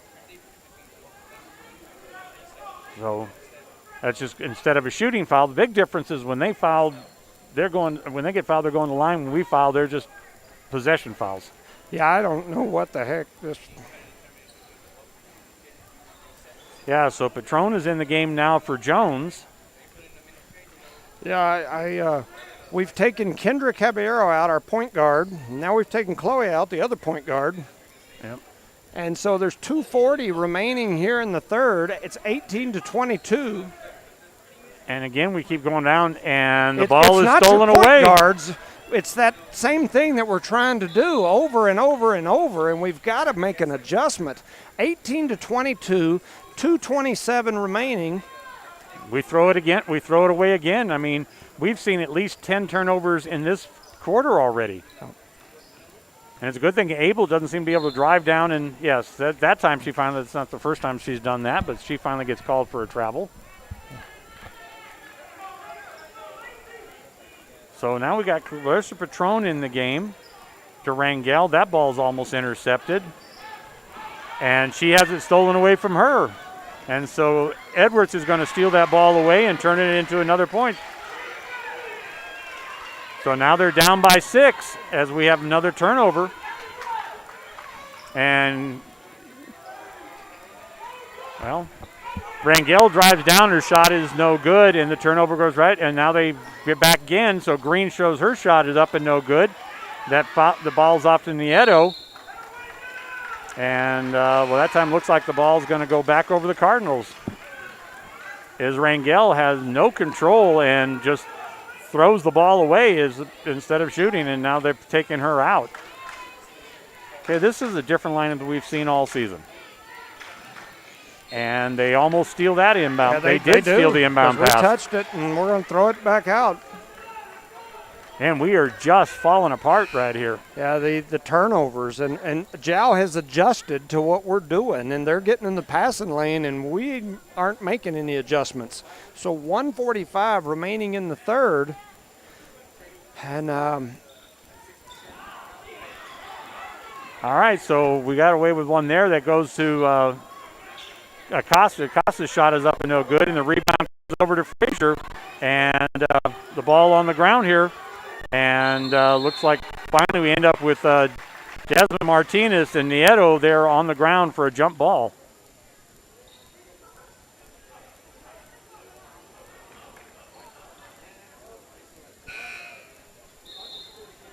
And Didi Zamora is going to come back in the game. All right. And Frazier drives that. That ball is knocked away by Edwards, or Green, I'm sorry. As the inbound pass is deflected. That comes over Patron. Patron's been closely guarded there. She throws it over to Frazier, and Frazier got slammed there and no call. This time they're going to call Abel for the foul. I believe that's Abel's second foul. No, they're saying that's her first foul, okay. And it's just another possession for the Cardinals. As we've had 4 possessions now, and we haven't been able to get the ball across half court. Now we finally get the ball across half court. Patron tries to drive the baseline, nothing there. She comes out to Frazier. Patron back to Frazier. Frazier over to Didi Zamora. Zamora's three-pointer is no good off the front of the rim. And the ball is, yeah, that's going to say the jump ball there, but that should be Jowl's ball as we're down 24-18. As we've scored 4 points this entire quarter.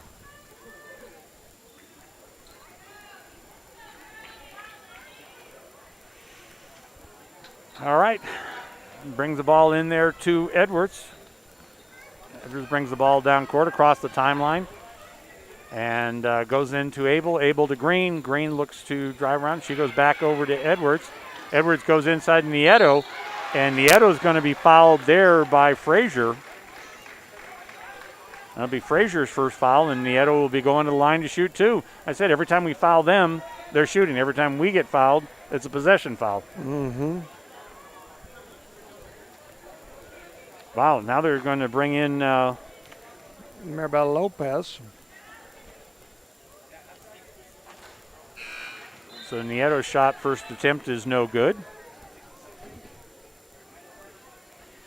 So Lopez comes in for Patron. Patron goes to the bench. So we've got Chloe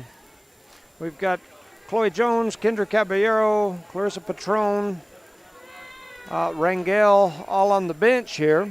The only starter that's out there right now is Arissa Frazier. No, Isabel Garrett's still out there. We're down 6, 40 seconds remaining in the third. And again, we throw the inbound pass, we throw the long pass and throw it away. And Green goes over there. Fortunately, they're not able to do it, and so we have a travel there as they get the first turnover.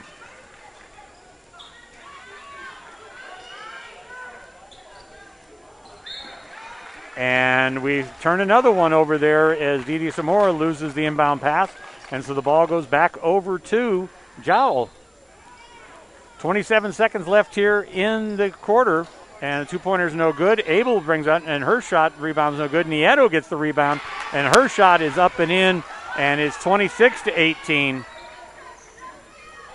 And Didi Zamora not paying attention. We're running out of clock here. We throw the ball away again. Nieto's trying to bring the ball down court. 7 horse goes to Abel. Abel's shot is no good.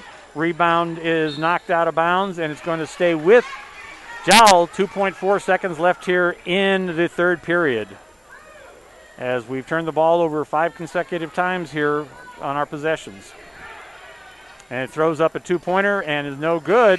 And that is the end of the third, as it is now 26-18 in favor of Jowl, as the Cardinals are just absolutely destroying themselves here on turnovers. Yeah, it's a absolutely rough quarter of basketball to watch right there. And it's 18-26. The Lady Cardinals, I would guess, we talked about at halftime the amount of turnovers.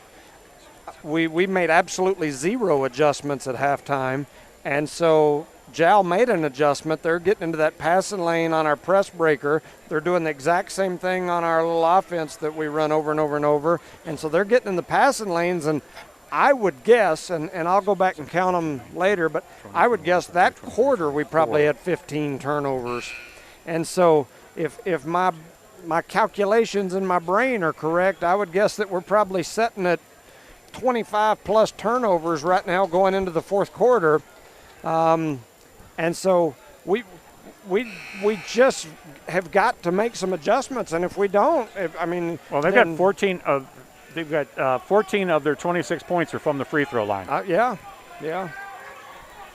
Even though we're tied at 4 fouls apiece here in the second half, when we foul them, they're going to the line. And the last time we had the possession, we took the ball 3 times, and we turned it over 3 different times. So now Patron is in there to Rangel. Throws it over Patron. She goes inside to Hobbs. Hobbs is trying to force the ball inside. She can't do it. And she should have been fouled by Acosta there, but unfortunately they're going to call a travel on Acosta instead of the foul. So it's a turnover, and it stays with the Cardinals. All right, Rangel, top of the key. Over to Caballero. Rangel over to Frazier. Rangel, and Acosta almost steals that one away and knocks it out of bounds again. So again, those type of things, the high passes, and they're stepping into it. And that time we just got lucky that Acosta knocked it out of bounds. Because they're coming out and guarding them all the way at the top of the line. So yeah, they're stepping out because there's no threat down low. So why not? Yep. And we have 2 shots there where, boy, I don't know how there's not a foul there, as Abel goes over the back of Isabella Garrett, and there is absolutely no call. Garrett's knocked down, and no call. Yeah. So 18-26, 7:07 remaining in the fourth.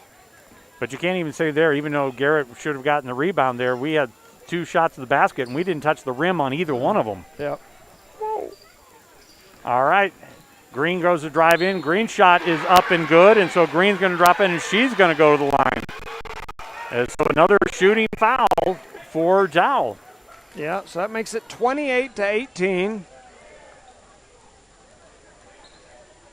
And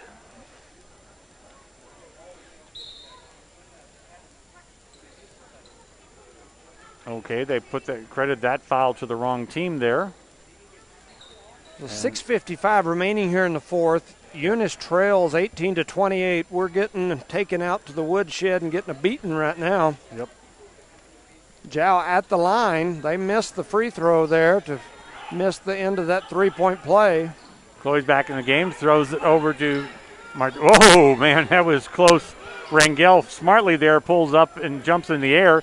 Three-pointer there by Hobbs. That makes it 21-28. And the last time we played this team, it was about this same score going here late in the fourth. And Abel's going to draw, is going to get another traveling call. I thought she was going to pick up a foul on Jones, but it's going to be traveling. And so it's 21. It's 21. Man, it's our ball. You know, stuff like that is stuff that we just struggle with. 21-28, Eunice ball, 6:30 remaining. And the coach has got to be unhappy when he sees his players that are laughing about, oh, gee, you know, that they're not paying attention.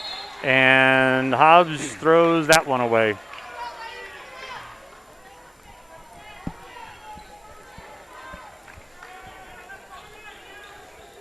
All right, 6:19 left in the game. Edwards brings the ball down court, goes over to Nieto. They're trying to force the ball into Acosta, nothing there. Nieto drives the ball. She's being guarded by Jones. Green comes up, her shot is short, and the rebound is to Caballero. Yes, run. Ball side, Jazz. And Caballero comes across to the top. To Rangel, to Caballero, to Rangel, who throws it across to Jones. Nothing there. Jones looks to drive the baseline, kicks it out to Hobbs. Hobbs' three-pointer is in a different time zone. And the rebound and out of bounds goes over to Jowl. 28-21. 5:40 left here in the game. Got 3 fouls on Patron, 3 fouls on Isabel Garrett. And the only, Alexa Pugh is the only player on their team that is in foul trouble. So Edwards brings the ball down, goes over to Pugh. Pugh goes to Green. Green drives along the baseline, pulls up. Her shot is no, and they're going to call her for a charge. And Hobbs takes another thumping. Yep. Yeah, but while we sit around and talk about the thumping instead of getting lined up, and we should be lining up before they get to set their press up. But yep. All right. Let's go. So Jones, and we throw the ball away again. And this time Abel's shot is up and no good. Rebound is back to Abel's. So again, we throw the ball away. And Nieto, nobody's guarding him. Unfortunately, Nieto is, and Hobbs taking the only option she has, fouls Nieto. And Nieto will be going to the line to shoot 2 again. And that's going to be the 3rd foul on Hobbs.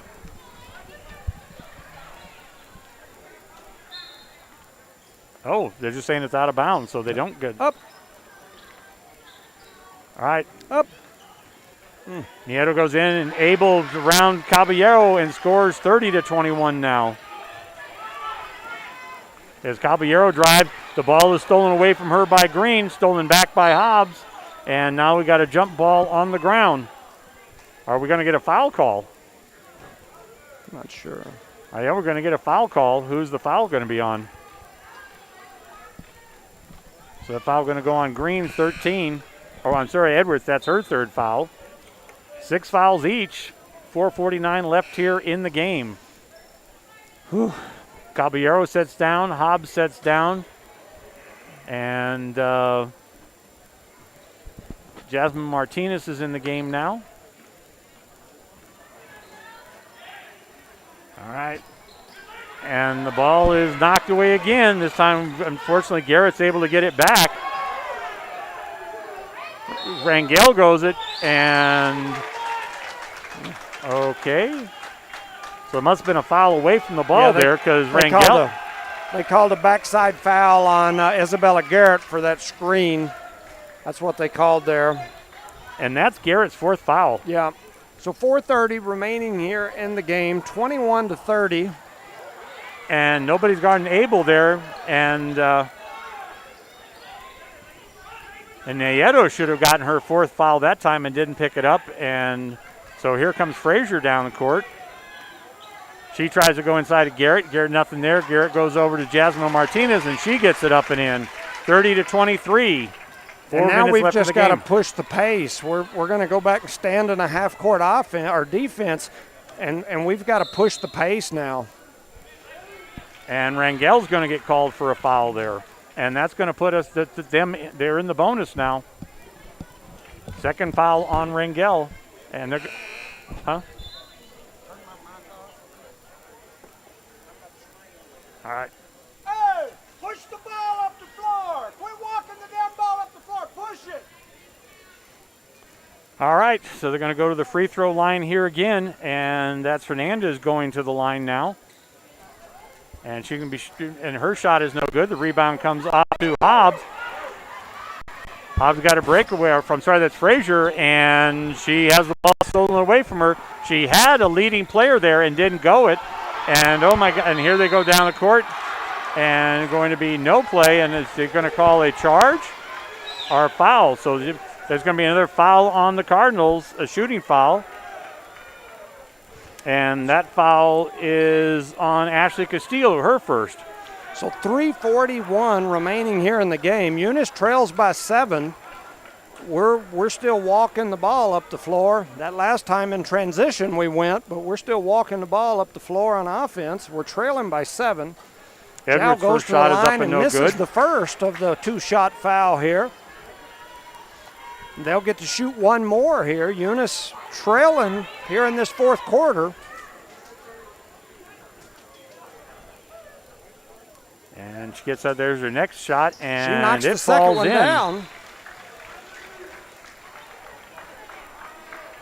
All right, timeout called by Eunice as they're trailing 31-23, 3:41 left in the game. 9 fouls on the Cardinals, one more in their Eunice or Jala's in the double bonus. Didn't even want to count how many times they've gone to the line now. Yeah. I mean, they've got to shot at least 30 times, 30 free throws tonight. Yeah, it's like I said, it's a tough one. It's 23-31, 3:40 remaining here in the game. And Jal takes the timeout, and I'm sure what their coach over there is telling them to do is to now slow the ball game down and let that clock run because it's their friend. And we seem to be content with just walking the ball up the floor and watching that clock run. And so, and throwing the ball 37 times across the top of the key. Absolutely, back and forth until eventually they sneak out there and get in the passing lane, and off they go the other way. So, it's we'll see what we've got here. Like I said, we were behind most of the game the last time, and we were able to turn and run at the end of the game and get back ahead. We're going to need that here right now. We're going to need it. All right, so Jones across, because she goes to Rangel. Rangel brings the ball across the timeline, and she throws the ball away again. And so Green's got the ball. She's being guarded by Jones. And, boy, they're not calling anything there. Could have been 4 or 5 fouls calling that one. So that goes over to Pugh. They go back inside of Pugh. She drives up, her shot's no good, and the rebound is off to Rangel. So Rangel gets the ball across the timeline. She goes to Jones. Jones drives the top of the key. She pulls up. Her jumper is good. 31-25. 3 minutes left here in the game. It's a 6-point ball game, but we're going to set back and play. All right, 2-pointed there. And half-court defense. And Abel, nobody's guarding Abel on the rebounds as Castillo wasn't in position. And so at a wide-open shot there, they get the 2 points right back again. And we just throw the ball away, and this time it is hit by Giles, so the ball will stay with the Cardinals. Yeah, so 25-33, 2:43 remaining here in the fourth. So mass substitutions there as everybody's off the court with the exception of Jasmine Martinez as she stays out there. Jones is out there, back to Caballero. To Jones. She goes inside to Martinez. Martinez, nothing there. She goes over to Hobbs. Jones drives up. She shot is up and no good. Rebounded Nieto. And so the ball back over to Jowl. Edwards brings the ball down across court. 2-4, like I said, they're happy Nieto. Nieto dribbles around. She goes over to Abel. They're trying to drive that ball in, and Abel steps out of bounds, so we get a break there. So we're now down to 2 minutes and 3 seconds remaining. Eunice will have the ball. And Jones brings the ball across court. She goes to Caballero. Caballero throws over to Frazier. Frazier's shot is no good. And the ball goes to rebound to Jones. Jones looks to drive in. She pulls up and is fouled, and her shot is no good. And she should be going to the line shooting 2. Yeah, so 1:51 remaining here in the game. Eunice trails by 8. Chloe Jones will go to the free throw line. And that's only the first foul on her. And 7, so down by 8, a minute 51 left in the game. Here's Jones' first attempt. And she makes that one. So she makes the first free throw attempt, 25-33.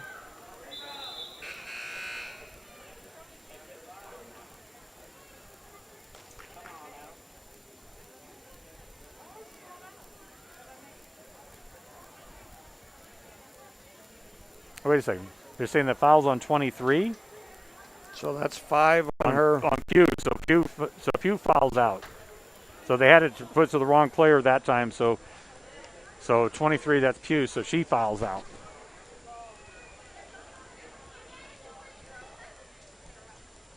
And so Acosta's going to come in for Pugh.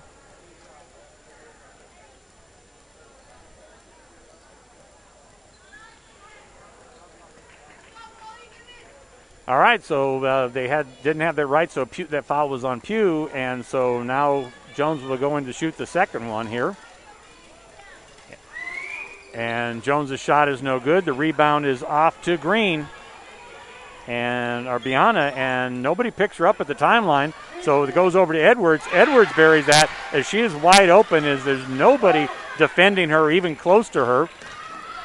Caballero gets the ball.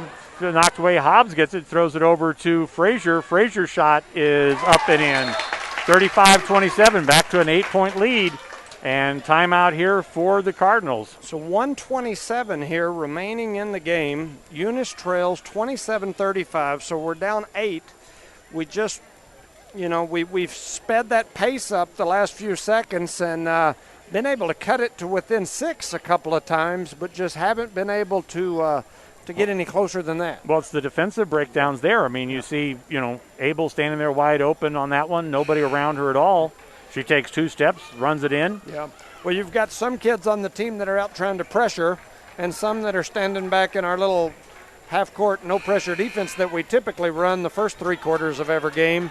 And so I don't know that everybody's on the same page. So hopefully during that timeout we can get everybody on the same page. All right. And they need a full court press here. And Nieto's going to go over to Edwards. Edwards driving around, goes to Abel. Abel's got a one-on-one with Hobbs, and she drives over Hobbs, and that should be a charge on Abel because Hobbs was standing there for 5 minutes.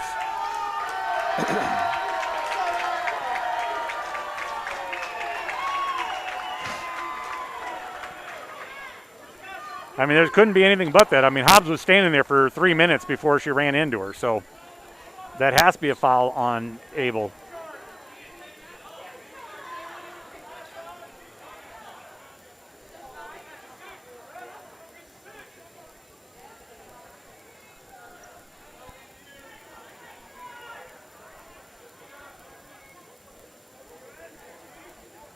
So I'm not sure what's happening, so I'm sure everybody down there on the court's not sure what's happening. All right, so the foul was called on Abel.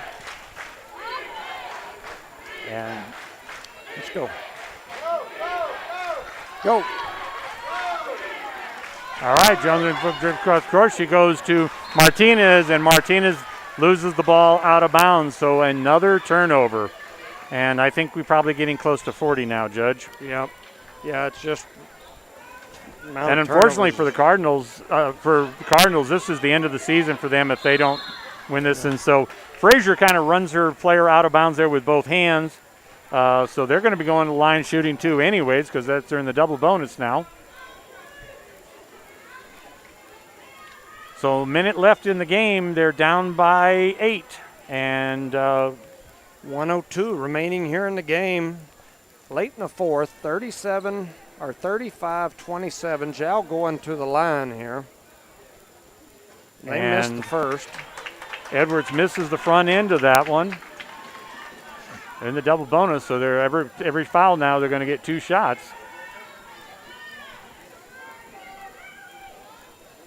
And if I'm the coach, I'm telling her to miss this one. And she makes it.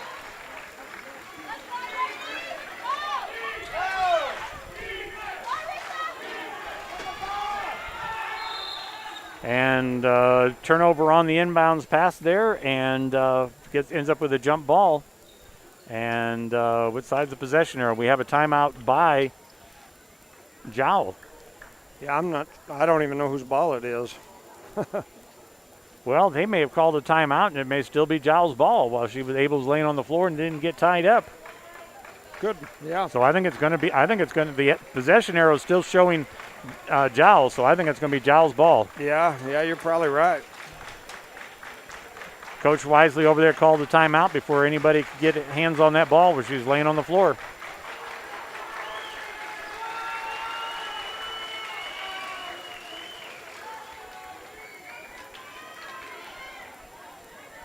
Well, the Cardinals are acting like it's going to be. Yeah, they're setting up down here on the Panther side, so I'm assuming they think it's going to be Jowl's ball too. Well, the arrow says it is, so. Yep. And Edwards is coming across here to the side to inbound that ball. Yeah, so Green's going to bring the ball remaining. Eunice trailing by 9. And they get the ball in, and Cowboys, they're in the double bonus. Edwards made only one of her last 2 attempts.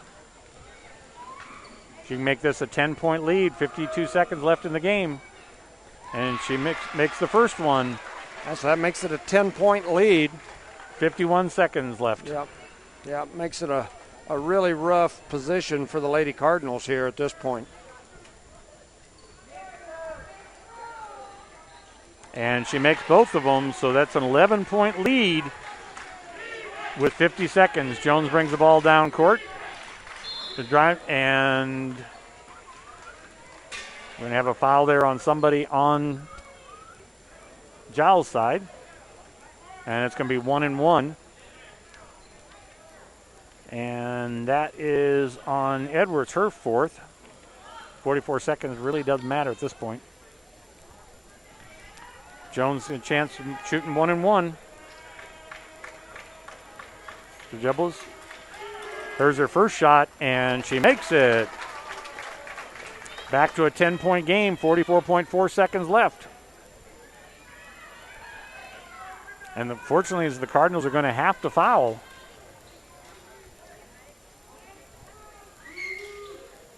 And Jones makes the second one. 38-29, 9-point lead. And Caballero almost gets it, and they have a wide open Nieto. Nieto goes around Hobbs and drives it in, and that's going to be 40-29. Jones drives around. She's going to drive the baseline. She is, well, Jasmine. The ball's knocked out of bounds, and so it's going to stay with the Cardinals down here.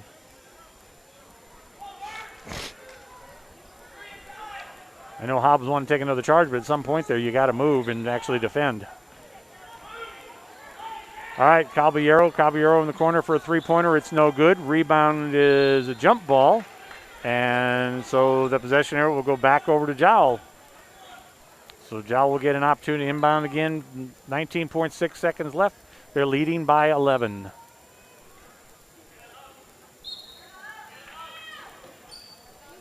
And they bring the ball into Edwards. Jones tries to knock it away. The clock is not started. The clock's not started. And now they finally get the clock started. Jones driving, trying to get the thing, and Jones is going to draw the foul there.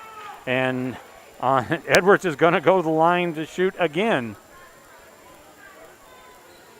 Edwards so far is 4 of 8 from the line, and she's made 3 of her last 4. And that follows on Jones, her first one.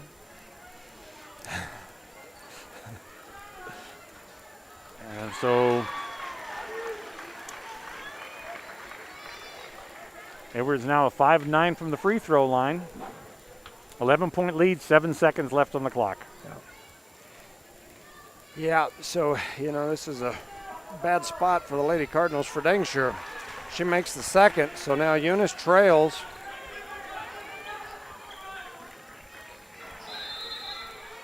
And Naedo knocks that one out of bounds, so it's going to stay with the Cardinals. 3.3 seconds as they're down by 13. Caballero throws up a three-pointer. It's no good.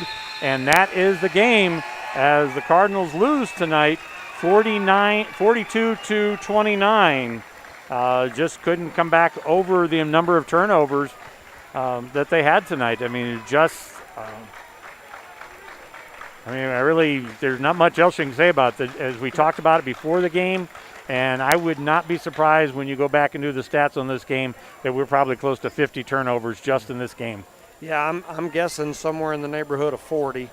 That would be my ballpark estimate. I think we probably had 40 turnovers, and so, it's one of those things. Game's over. There it is what it is. We'll have a boys' game here in a few minutes. All right. Well, let's hear from our sponsors to make this broadcast possible. Cardinal Hardware is your complete lumber yard with reasonable prices and outstanding service. When you need hardware or lumber, think of Cardinal Hardware. When you need great accommodations that feel like home, think of Oil Patch Motel in Eunice. Cardinal Hardware and Oil Patch Motel in Eunice, another proud sponsor of all Lea County sports and academics. Eunice has a friendly small-town atmosphere, great schools and churches, and a low cost of living. The entire community is very involved with all levels of sports and academics. The Eunice Department of Motor Vehicles' new office hours are Monday through Thursday, 7:30 a.m. to 4:30 p.m., and Friday, 7:30 a.m. to 10:30 a.m. No testing on Friday. Eunice, a friendly small town with a wonderful community and amenities. The Eunice Clinic is proud to support the Eunice Cardinals. Go Cardinals! You're the pride of Eunice. The Eunice Health Clinic offers many of the same basic services that many local physicians provide. They specialize in sick care for all ages, women's exams, physicals, health education, lab tests, and diagnostic studies. They're proud supporters of athletic and academic events. The Eunice Health Clinic is proud to back the Cardinals. Go Cards! Eunice Public Schools is proud of their Eunice Cardinals, the Eunice community, and the staff of Eunice Schools.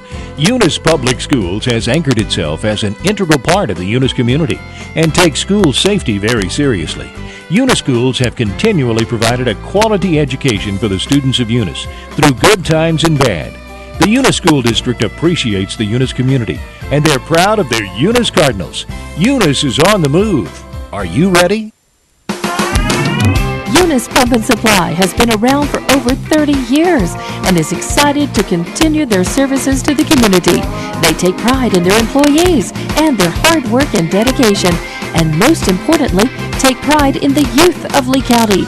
Eunice Pump and Supply is a proud supporter of all Lea County athletics and academics. Eunice Pump and Supply, 1310 Avenue O in Eunice, another proud supporter of Lea County athletics. Parker Energy, family owned and operated since 2006. Their team is known for their hard work and dedication, big enough to meet your needs for transport, pump trucks, vacuum trucks, and disposal services. Parker Energy and their staff are huge supporters of all Lea County sports and academics. They encourage their young adults to go the extra mile, whether it's sports, grades, or just being a better you. Parker Energy Support Services, 2350 Avenue O, a proud supporter of Lea County athletics. Are you looking for a reliable and trustworthy auto shop? Check out Zia Auto Shop in Eunice. Zia Auto Shop specializes in lube and tires and accessories. They accept fleet company maintenance cards and do washing and detailing. Next time you need a dependable tire lube service for your vehicle, Zia Auto Shop has you covered. All the services you need, call 394-0298 for all your lube, tire, and accessories. That's 394-0298. Zia Auto Shop, 1800 Main Street in Eunice, proud supporters of the Eunice Cardinals and Lady Cardinals. All right, right now we have senior night here for the Cardinals, so it will take us a few minutes here. So we're going to just play some commercials, and we'll be back with you in 5 minutes.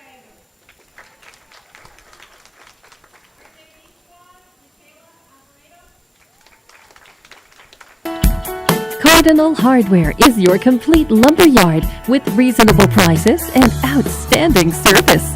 When you need hardware or lumber, think of Cardinal Hardware. When you need great accommodations that feel like home, think of Oil Patch Motel in Eunice. Cardinal Hardware and Oil Patch Motel in Eunice, another proud sponsor of all Lea County sports and academics. Eunice has a friendly small-town atmosphere, great schools and churches, and a low cost of living. The entire community is very involved with all levels of sports and academics. The Eunice Department of Motor Vehicles' new office hours are Monday through Thursday, 7:30 a.m. to 4:30 p.m., and Friday, 7:30 a.m. to 10:30 a.m. No testing on Friday. Eunice, a friendly small town with a wonderful community and amenities. The Eunice Clinic is proud to support the Eunice Cardinals. Go Cardinals! You're the pride of Eunice. The Eunice Health Clinic offers many of the same basic services that many local physicians provide. They specialize in sick care for all ages, women's exams, physicals, health education, lab tests, and diagnostic studies. They're proud supporters of athletic and academic events. The Eunice Health Clinic is proud to back the Cardinals. Go Cards! Eunice Public Schools is proud of their Eunice Cardinals, the Eunice community, and the staff of Eunice Schools. Eunice Public Schools has anchored itself as an integral part of the Eunice community and takes school safety very seriously. Eunice Schools have continually provided a quality education for the students of Eunice through good times and bad. The Eunice School District appreciates the Eunice community, and they're proud of their Eunice Cardinals. Eunice is on the move. Are you ready? Eunice Pump and Supply has been around for over 30 years and is excited to continue their services to the community. They take pride in their employees and their hard work and dedication, and most importantly, take pride in the youth of Lea County. Eunice Pump and Supply is a proud supporter of all Lea County athletics and academics. Eunice Pump and Supply, 1310 Avenue O in Eunice, another proud supporter of Lea County athletics. Parker Energy, family owned and operated since 2006. Their team is known for their hard work and dedication, big enough to meet your needs for transport, pump trucks, vacuum trucks, and disposal services. Parker Energy and their staff are huge supporters of all Lea County sports and academics. They encourage their young adults to go the extra mile, whether it's sports, grades, or just being a better you. Parker Energy Support Services, 2350 Avenue O, a proud supporter of Lea County athletics. Are you looking for a reliable and trustworthy auto shop? Check out Zia Auto Shop in Eunice. Zia Auto Shop specializes in lube and tires and accessories. They accept fleet company maintenance cards and do washing and detailing. Next time you need a dependable tire or lube service for your vehicle, Zia Auto Shop has you covered. All the services you need, call 394-0298 for all your lube, tire, and accessories. That's 394-0298. Zia Auto Shop, 1800 Main Street in Eunice, proud supporters of the Eunice Cardinals and Lady Cardinals.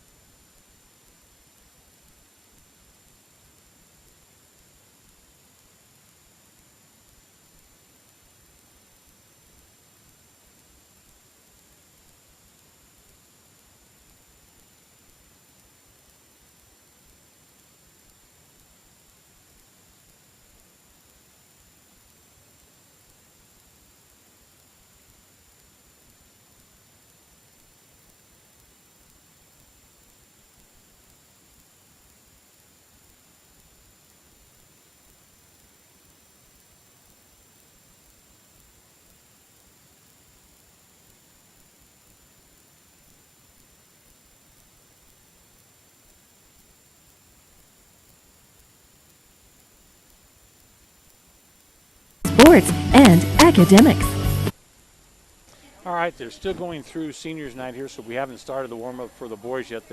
So we're going to be back with you at, looks like it's going to be 8:15. We'll be back on the air with you. Thank you very much.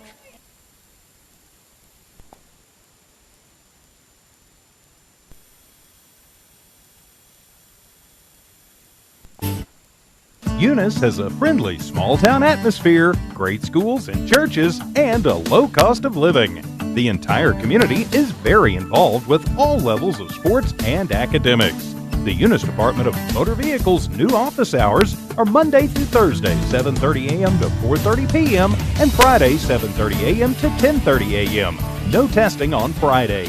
Eunice, a friendly small town with a wonderful community and amenities. The Eunice Clinic is proud to support the Eunice Cardinals. Go Cardinals! You're the pride of Eunice. The Eunice Health Clinic offers many of the same basic services that many local physicians provide. They specialize in sick care for all ages, women's exams, physicals, health education, lab tests, and diagnostic studies. They're proud supporters of athletic and academic events. The Eunice Health Clinic is proud to back the Cardinals. Go Cards! Eunice Public Schools is proud of their Eunice Cardinals, the Eunice community, and the staff of Eunice Schools. Eunice Public Schools has anchored itself as an integral part of the Eunice community and takes school safety very seriously. Eunice Schools have continually provided a quality education for the students of Eunice through good times and bad. The Eunice School District appreciates the Eunice community, and they're proud of their Eunice Cardinals. Eunice is on the move. Are you ready? Eunice Pump and Supply has been around for over 30 years and is excited to continue their services to the community.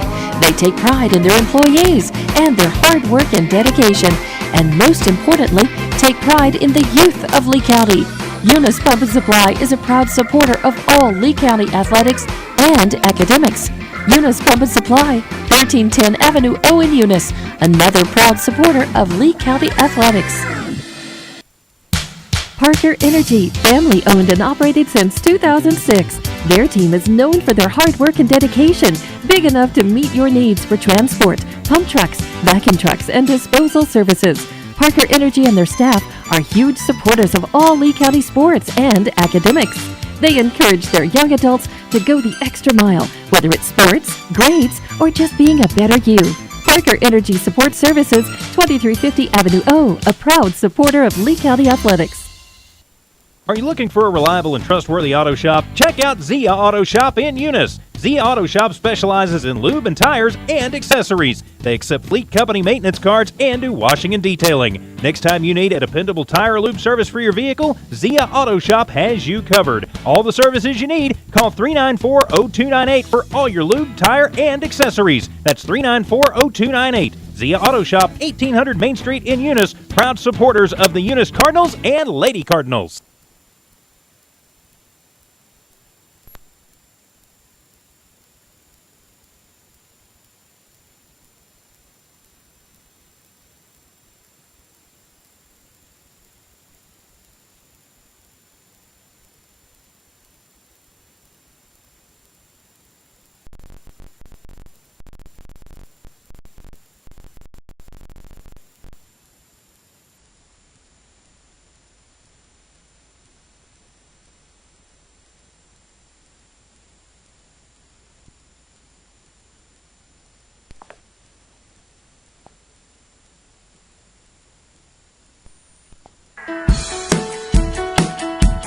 Cardinal Hardware is your complete lumber yard with reasonable prices and outstanding service.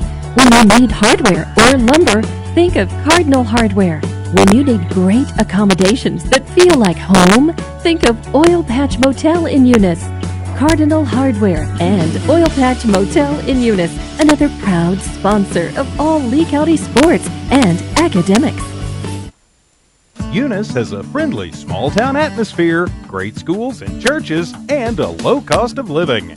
The entire community is very involved with all levels of sports and academics. The Eunice Department of Motor Vehicles' new office hours are Monday through Thursday, 7:30 a.m. to 4:30 p.m., and Friday, 7:30 a.m. to 10:30 a.m. no testing on Friday. Eunice, a friendly small town with a wonderful community and amenities. The Eunice Clinic is proud to support the Eunice Cardinals. Go Cardinals! You're the pride of Eunice. The Eunice Health Clinic offers many of the same basic services that many local physicians provide. They specialize in sick care for all ages, women's exams, physicals, health education, lab tests, and diagnostic studies. They're proud supporters of athletic and academic events. The Eunice Health Clinic is proud to back the Cardinals. Go Cards! Eunice Public Schools is proud of their Eunice Cardinals, the Eunice community, and the staff of Eunice Schools. Eunice Public Schools has anchored itself as an integral part of the Eunice community and takes school safety very seriously. Eunice Schools have continually provided a quality education for the students of Eunice through good times and bad.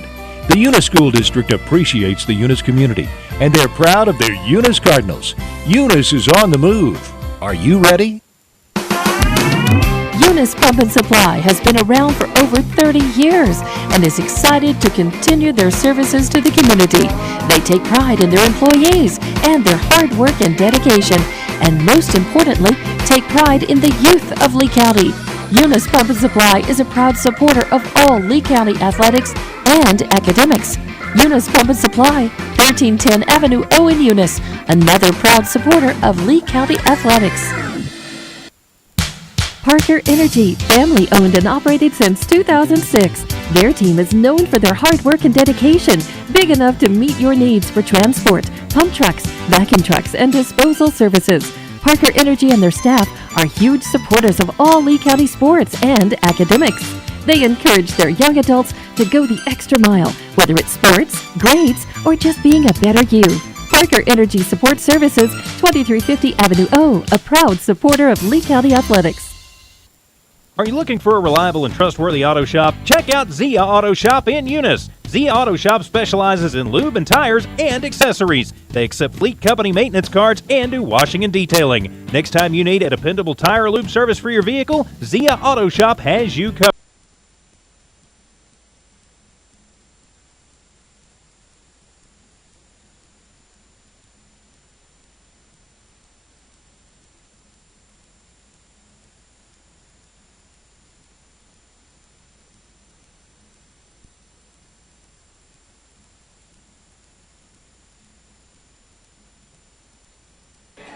Well, ladies and gentlemen, welcome back to Eunice Cardinals Arena here as, unfortunately, so far tonight, it has not been the Cardinals' night as the boys JV team went down 57-49 and the girls varsity team went down 42-29. And it doesn't get any easier, does it, Judge? No, now we're facing the recently ranked number 2 by Max Preps, number 2 in the coaches poll, with about half the coaches in the state of New Mexico voting them number 1. And if I recall correctly, they're 2 of the only teams in the top 5 that are undefeated. And so, this group is, as we mentioned the first game when we played them, they're the real deal. Yeah. And they're tough this year. They're a Final Four team from last year that lost a heck of a battle to Pecos, who went on to win it all, I believe. Yep. And, they've got all the right parts in place to be a very good team, and they are a very good team. Well, and I think one of the things that we've seen, size-wise and things like that, is they execute. I mean, boy, you talk about the inside move, the games, was just really impressed with how well they execute. And when we played him the last time, we didn't have Mr. Carone to play against, and now he is back at 6'5" and 250 pounds. And yeah, what they do so well, in my opinion, is the transition game. Yep. They press, they create a lot of points off their press. They've got some guards that are longer than most people's guards in the state of New Mexico that can shoot the ball. They can sit out there and run the offense if you want them to, but what they prefer to do is attack the basket off the dribble, and then as they're attacking the basket, they drop it off to those posts who end up with wide open easy shots because their defender left them to go stop the ball drive. And so this team is the real deal. Like I said, I I have thought from the beginning of the year that they were a Final Four level team this year, and possibly even a championship level team. Yep. At the same time, as we saw the last time, Eunice competed with them up until about halftime, and then it was like the floodgates opened up, and Jal was able to take over and go from there. For Eunice to have success today, they have got to limit the turnovers, and they've got to keep Jal from getting second and third opportunities on the glass. And so I notice here, I don't know why, but I notice we've got Hayden Dean sitting on the bench in sweats.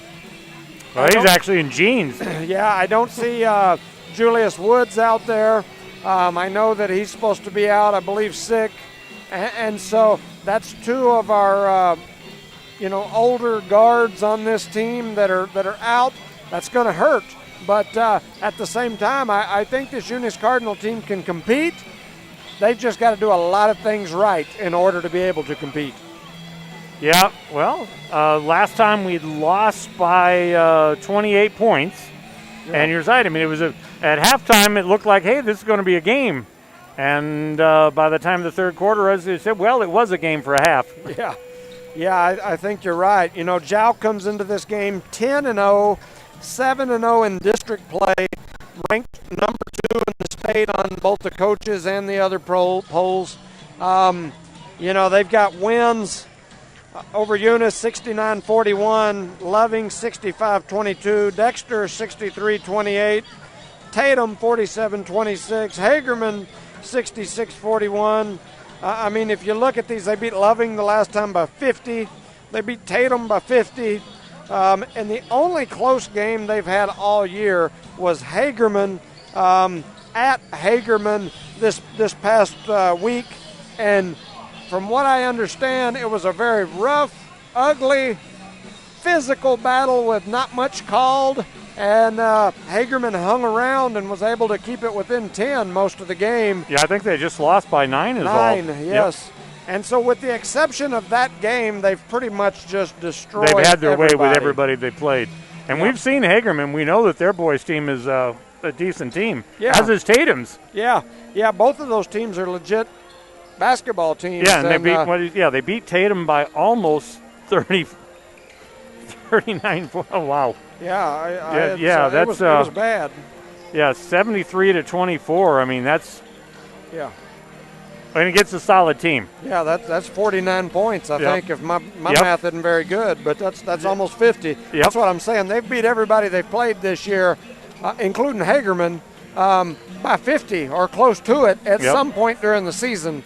And so, it gets a little difficult when you play the same teams over and over because people start adjusting to what you do. But at the same time, they're a good team. But they're not a team that Eunice cannot compete with. They can compete for sure.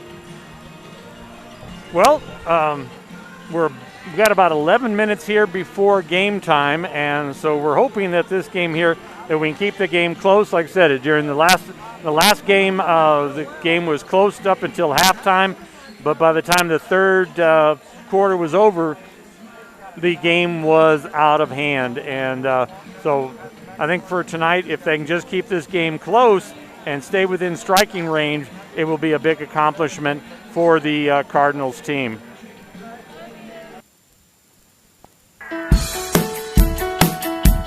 Cardinal Hardware is your complete lumber yard with reasonable prices and outstanding service.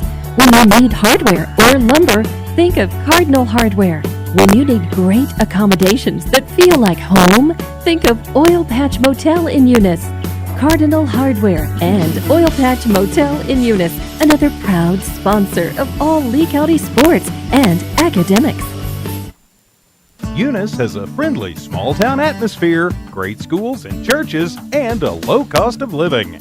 The entire community is very involved with all levels of sports and academics. The Eunice Department of Motor Vehicles' new office hours are Monday through Thursday, 7:30 a.m. to 4:30 p.m., and Friday, 7:30 a.m. to 10:30 a.m. No testing on Friday. Eunice, a friendly small town with a wonderful community and amenities. The Eunice Clinic is proud to support the Eunice Cardinals. Go Cardinals! You're the pride of Eunice. The Eunice Health Clinic offers many of the same basic services that many local physicians provide. They specialize in sick care for all ages, women's exams, physicals, health education, lab tests, and diagnostic studies. They're proud supporters of athletic and academic events. The Eunice Health Clinic is proud to back the Cardinals. Go Cards!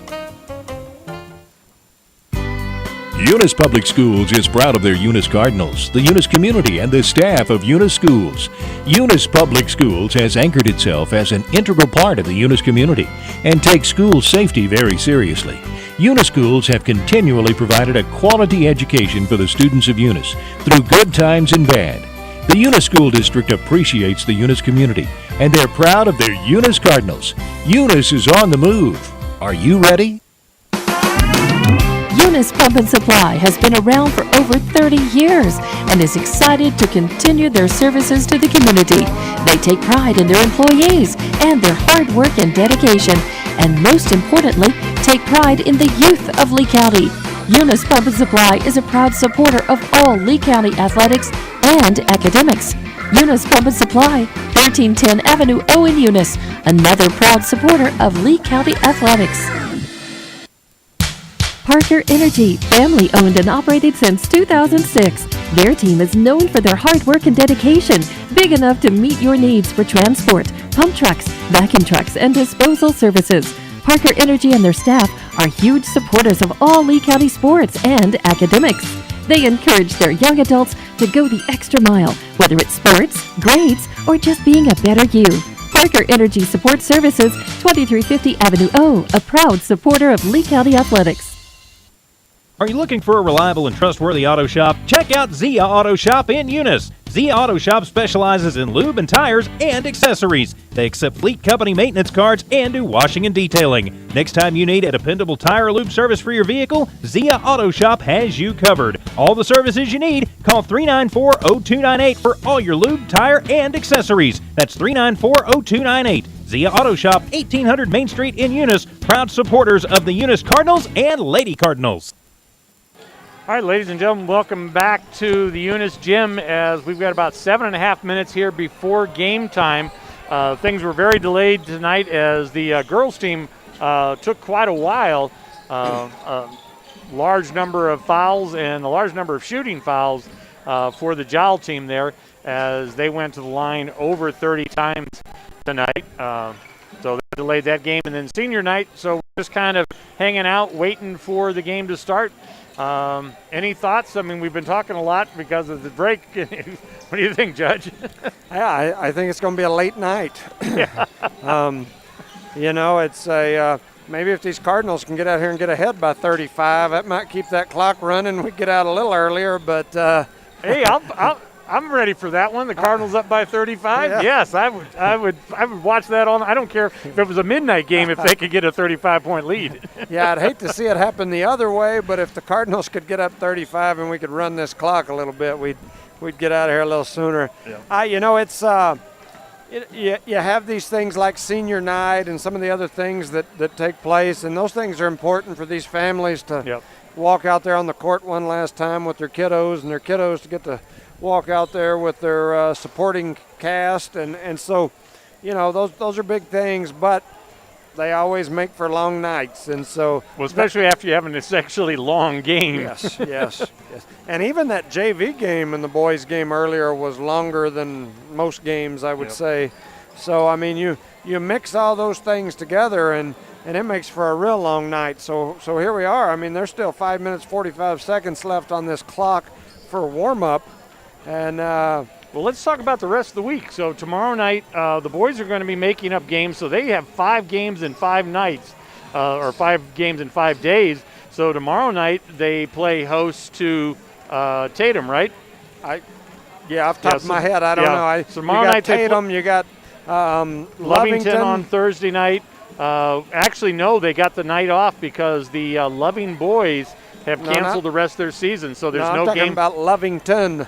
No, Lovington on Thursday night, but Loving the boys' game on Loving on Friday night has been canceled. Yes, Friday. So the boys do get a break before they go to Hagerman to finish the year there on Saturday morning. But they morning. play Wednesday, Thursday, and Saturday, right? Yep. Yeah, so we've got Tatum, and Lovington, and Hagerman. Yep. Okay. Yeah, so it's we've still got an interesting week ahead of us. This is just the beginning. And, these boys, they haven't practiced. They haven't played in 2 weeks. I mean, they weren't allowed back at school till today. And so, this JAL team has been firing on all cylinders, out whooping people, as we talked about earlier, by 40 or 50 points, with the exception of the Hagerman game. And they had already beat Hagerman by 40-plus points. And so this Hagerman, or this JAL team's firing on all cylinders. Eunice has been sitting at home eating bonbons and watching Scooby-Doo reruns or something. At least I hope that's what they were watching. But so it's going to be an interesting night to see if we can get something going here early, and we'll see how it goes, I guess. Well, yeah, you're right. I mean, there's practicing and there's game environment and getting that shot dialed in, because you've talked about it a number of times over the course of the year, those kids that have a ball in their hands all the time, and now they've been shut down. They haven't been able to come to the gym. They haven't been able to work off a defense, work their offense. So it would not be surprising to see them come out just a little cold from their shooting. Yeah. Yeah, it's like I said, it'll be interesting to see what adjustments they can make to, to slow down this Panther offensive attack. And this Panther offensive attack is built on what they do on the defensive end. They play really good defense. They run and jump trap. They get in the passing lane. They get steals. They full court press. They'll press one time. The next time they're in a half-court trap. I mean, they mix it up really good, and they just create chaos out there on the court. So, but if you think about it, that's what most good basketball teams do. I mean, if you think about the Hobbs Eagles, that's what they do. If you think about, the teams that I can think of through the years that have had major success here in New Mexico, that's usually what they do. And so they impose their will on the teams they play and force people to play their style. And Eunice can't get into that kind of game with them. They've got to limit the turnovers. They've got to keep JAL off the glass, and they've got to slow the pace of this game down. Yep. Yeah, it's going to be important that they get those rebounds, that they are not giving JAL third, fourth, and fifth shots underneath there. Yes, I agree. Yeah, I agree. Well, now we're down to 2 minutes remaining here in this warm-up time.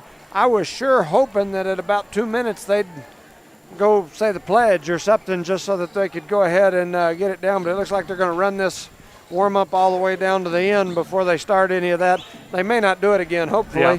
And, so now they're all heading over to the benches. At least the JAL guys are. So start introductions here in just a moment, I think. Yeah.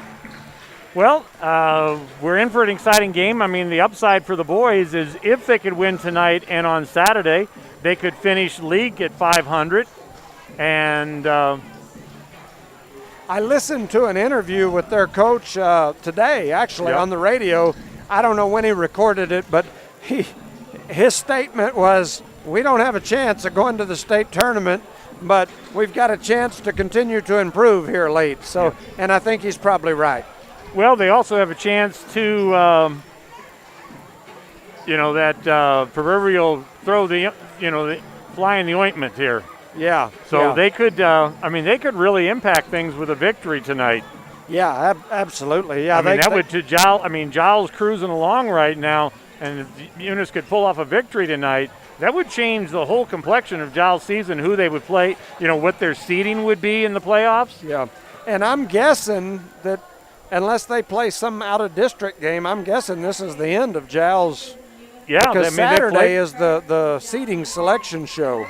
Yeah, they've played everybody else but us twice already. Yes. So, so this will be the last league game. So, again, if we could pull off victory tonight, I mean, that could really crimp them for their standings. Yeah, absolutely. Well, and you can always tell when a team is having a lot of success. you just look over there at that crowd, and they've got definitely a bigger crowd than Eunice has got here in Joe Langston Gymnasium in Eunice. Yeah, I was about to say that it looks like they have about twice as many people on their side as we do, and it's a home game for Eunice tonight. Yeah. It's, it's going to be an interesting one. It's always interesting when you have Eunice and Jal battling against each other. These two groups, if you look out here, Eunice has kind of had Jal's number on the football court. This group, Jal has had Eunice's number on the basketball court. A little turnabout there. Yes. Yeah. Oh, the downside, unfortunately, is that Jal can get a state championship. Yeah. And the boys were cheated out of one. Yeah. In football. Yeah, that is true. I agree with that. As far as I'm concerned, they were the state champion. You beat the number one team when you're number two. Yeah. And both teams are undefeated. To me, that's a championship. They do it that way in the NFL. They do it that way in college. Yeah, I agree with that. I didn't like the decision to not award it. I mean, they awarded champions in every other sport. I don't know why football was isolated and told, no, we're not doing that. But so we're getting ready to start here. They've got 8 minutes up on the clock. There's some discussion going on with the officials over at the scorer's table. And I'm not exactly sure what we've got going on here. Almost looks like they're lining up to jump, but we know there's no jump ball. All right. I was thinking maybe they've called a technical foul on somebody already. Yeah, that is. I bet you they've called a technical foul against on Jal. And I saw him signal. I'm not exactly sure. I guess so. We're going to start this game with a technical foul. It's 8 minutes showing on the clock. Eunice is going to go to the free throw line to shoot. And they're awarding it to one of the players.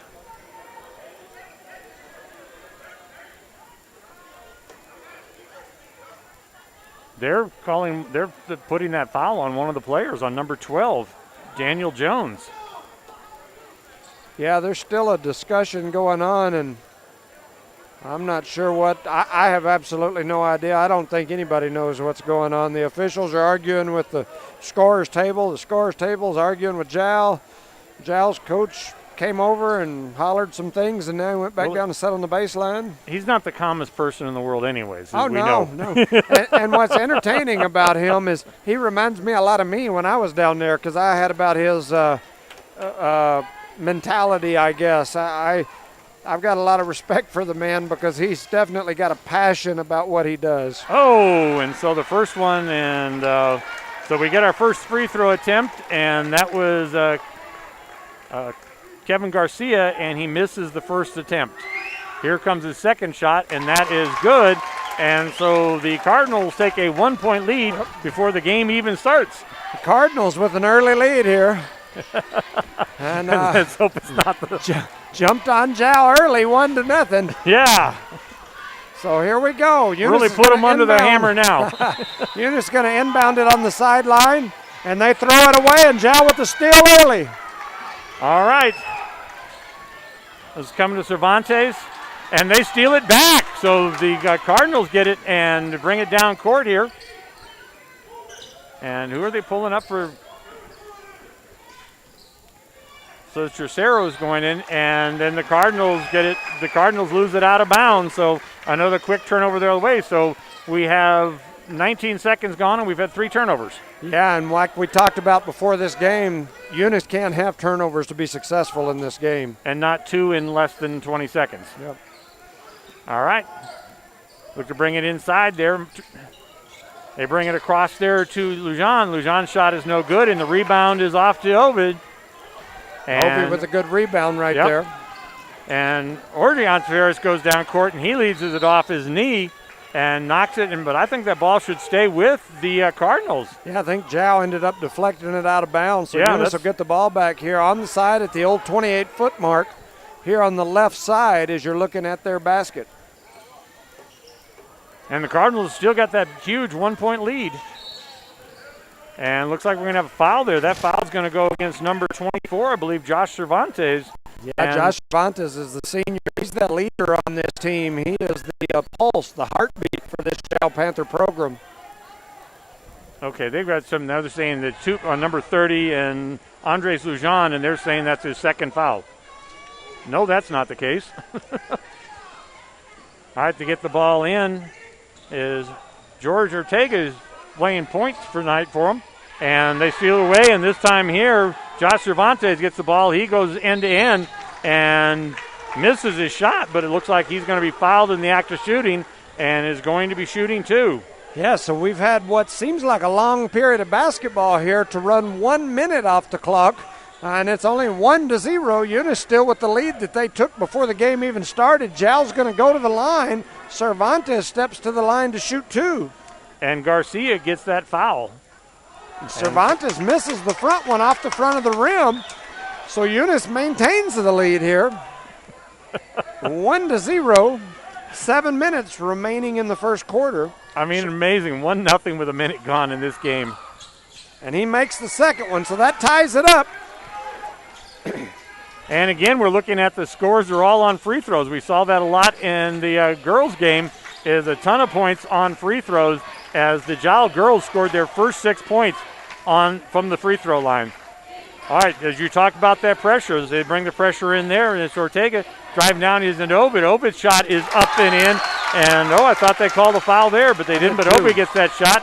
3-1 now, the Cardinals back in the lead. And Ovid knocks that ball away. Good defensive play there, forces it back outside again. Up to the top of Lujan over Cervantes. Cervantes' three-pointer is up and no good, and Ovid has the rebound. Yeah, Ovi with another good rebound there. And that's down there is a breakaway to Jorge Ontiveros, and that ball is stolen away. And that's going down court to Alec Caron. And his shot is no good. And everybody's down the ground, and boy, this is going to be, if they let that stuff go on, this is going to be a physical, rough game. And I got a timeout there, the Cardinals, as they get tied up. So we've ran 2 minutes off the clock here. We're down just under 6 minutes. It's 3-1.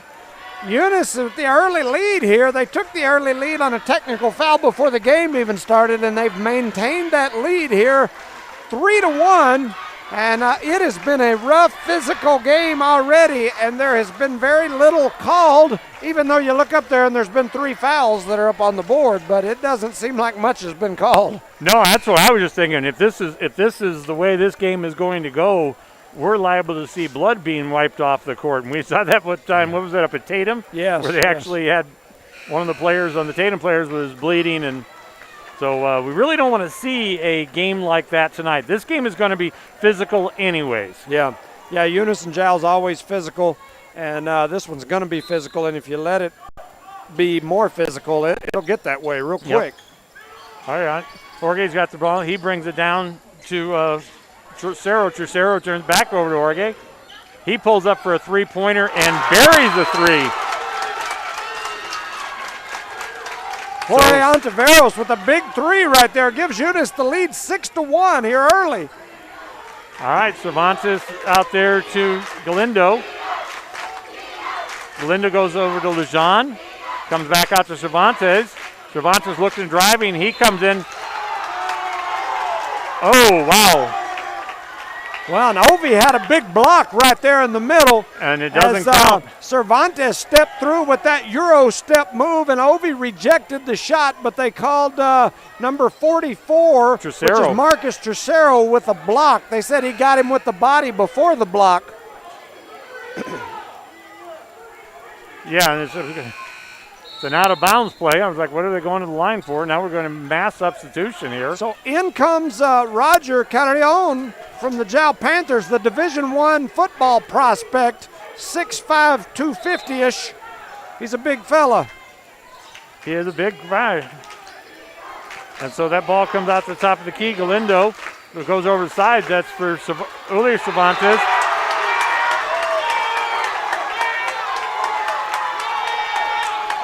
And a quick basket there. Foul. So he comes in the game and he's fouled, and Groen's going to go to the line.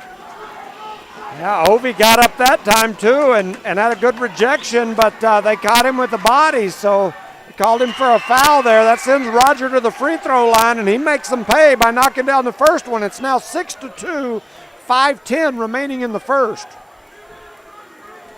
And if there's anything to be said about this, again, Giles' only points have been from the free throw line tonight, and they missed that one. And they're going to call a lane violation. Yeah, they on called Ovi Ovi for stepping on the line. So he misses that one. He's going to get another. Well, you don't need to give him two chances at it. Yeah, the official called, that same official's one that called the foul, and then he called him for stepping on the line there. All right. Oregon Tavares gets the rebound. He goes off to Galendo. Tercera getting tagged. He gets to Ovid. Oh boy, Ovid almost knocks Garcia over, and he dribbles the ball, and another turnover. That ball's coming down to Jones. Jones shot is no good. The rebound is off to Garcia. And we throw the pass away, and it goes back over to Jowl. Whew. Fast pace, lots of turnovers. It's 6-2. Eunice is winning. Jowl walks the ball over half court. Got 3.5 minutes gone in the first quarter, and it's 6-2. This is good for Eunice. Yes. All right, out the top of the key to Cervantes. Cervantes goes over to Galindo. Galindo's over in the corner there, and that three-pointer is by Jones, and he makes the basket and brings them within one. All right. So George Ortega brings the ball. He's got Orgeban Tavares. He goes back to Ortega, who brings it inside to Tercero. Tercero goes to Ovi. Ovi pulls up. His two-pointer is no good. Little short there, and the ball comes back down, and that's Alexander Carone, the brother, and he sinks it, and they have the first lead of the game, 7-6. All right. Ortega brings the ball down on Tavares to Ovid. Ovid goes back over to Jorge on Tavares, who throws it up. His three-pointer is no good. Rebound is off to Jowl, and we're getting no second shots here. This is not a good thing. So Cervantes goes to Carone, back to Cervantes, who goes over Galindo, back to Carone. His shot is no good. He gets his own rebound back. Goes back to Galindo. Galindo goes over to Cervantes. Back to Carone. Carone comes inside, and the ball is knocked away. And Garcia, oh, I'm sorry, that's George Ortega has the ball there. Now to Tercero.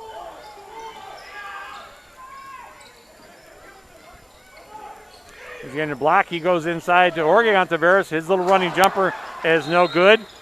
And we're going to have a foul or a time? I believe we've called a timeout. Jowl called a timeout when they've got that rebound.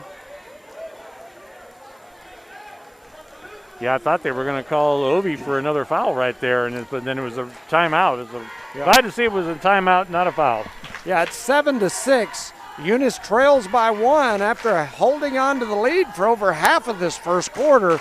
But now with 2:46 remaining, Jowl up by one. It's been a battle. It's been a physical battle. Three fouls called on Eunice, 2 fouls called against the Panthers. Yeah, except one of those was the technical to start the game, but yeah. Yeah, so, and their coach is, he's letting them hear it over there. He is not happy about the things that they're doing.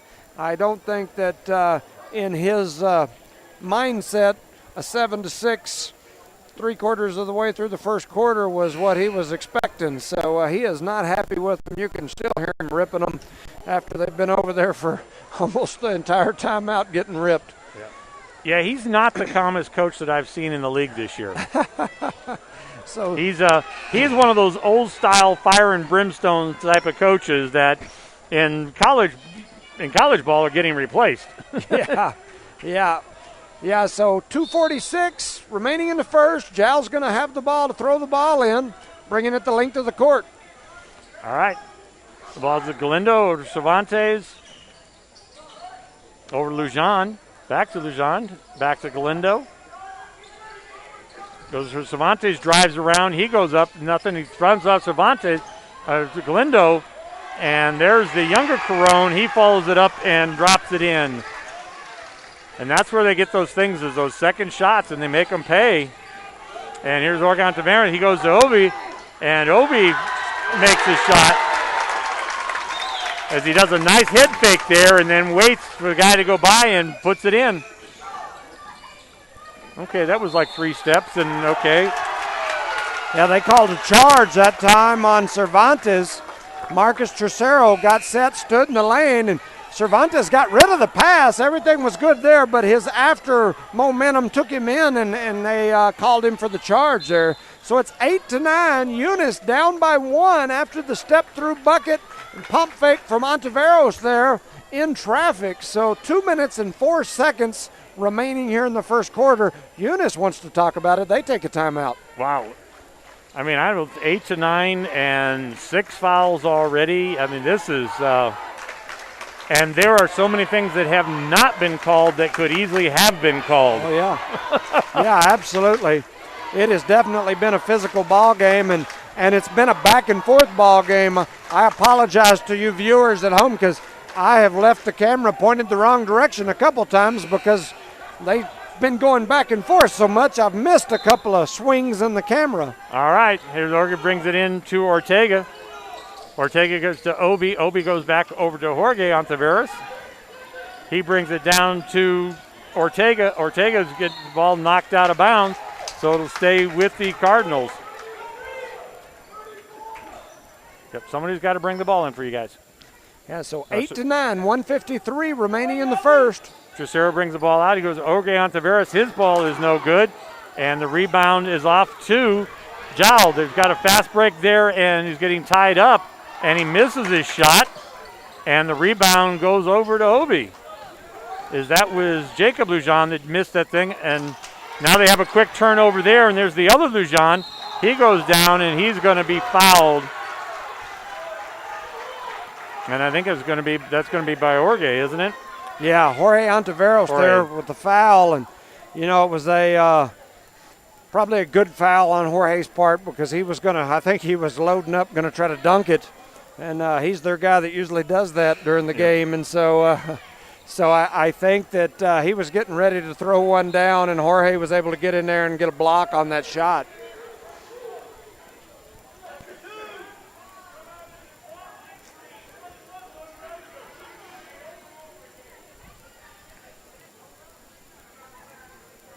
Okay, they're still trying to figure out. Yep. So they finally got it up there, Jorge Ontiveros.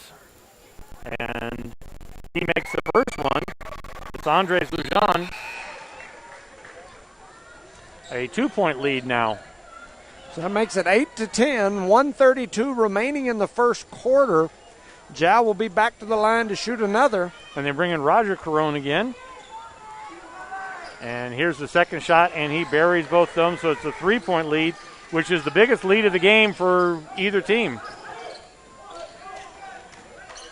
Jorge Ontiveros is bringing the ball down. This is not and they go, nice lead pass, and he drops it in there. Goes to Kevin Garcia there. Great pass by Ontiveros. I think anybody at this point in the game would be happy about where this game is at. So Lujan's he's being guarded by Ortega. Back out to Lujan, to Cervantes. Cervantes goes inside, and I think Obi's gonna get called for a foul there. Yeah, they called him for a reach. Said that he reached and caught him across the arm from the back there. So that's 2 fouls on Obi, so he'll probably have to go to take a seat here, which is not good for the Cardinals. Nope. 52 seconds remaining here in the first half. And this is sending the young men they brought in, this is sending the lamb to the slaughter. The freshmen are coming in. Yep. All right. So he pulls up there again. He misses the shot, and the rebound goes off to the Cardinals. As Garcia leads him down in a layup, and they take back the lead. That was Ashton Thompson on that layup. So Eunice up now 12-11, 24 seconds remaining in the half. And there's Jacob Lejean. His shot is no good.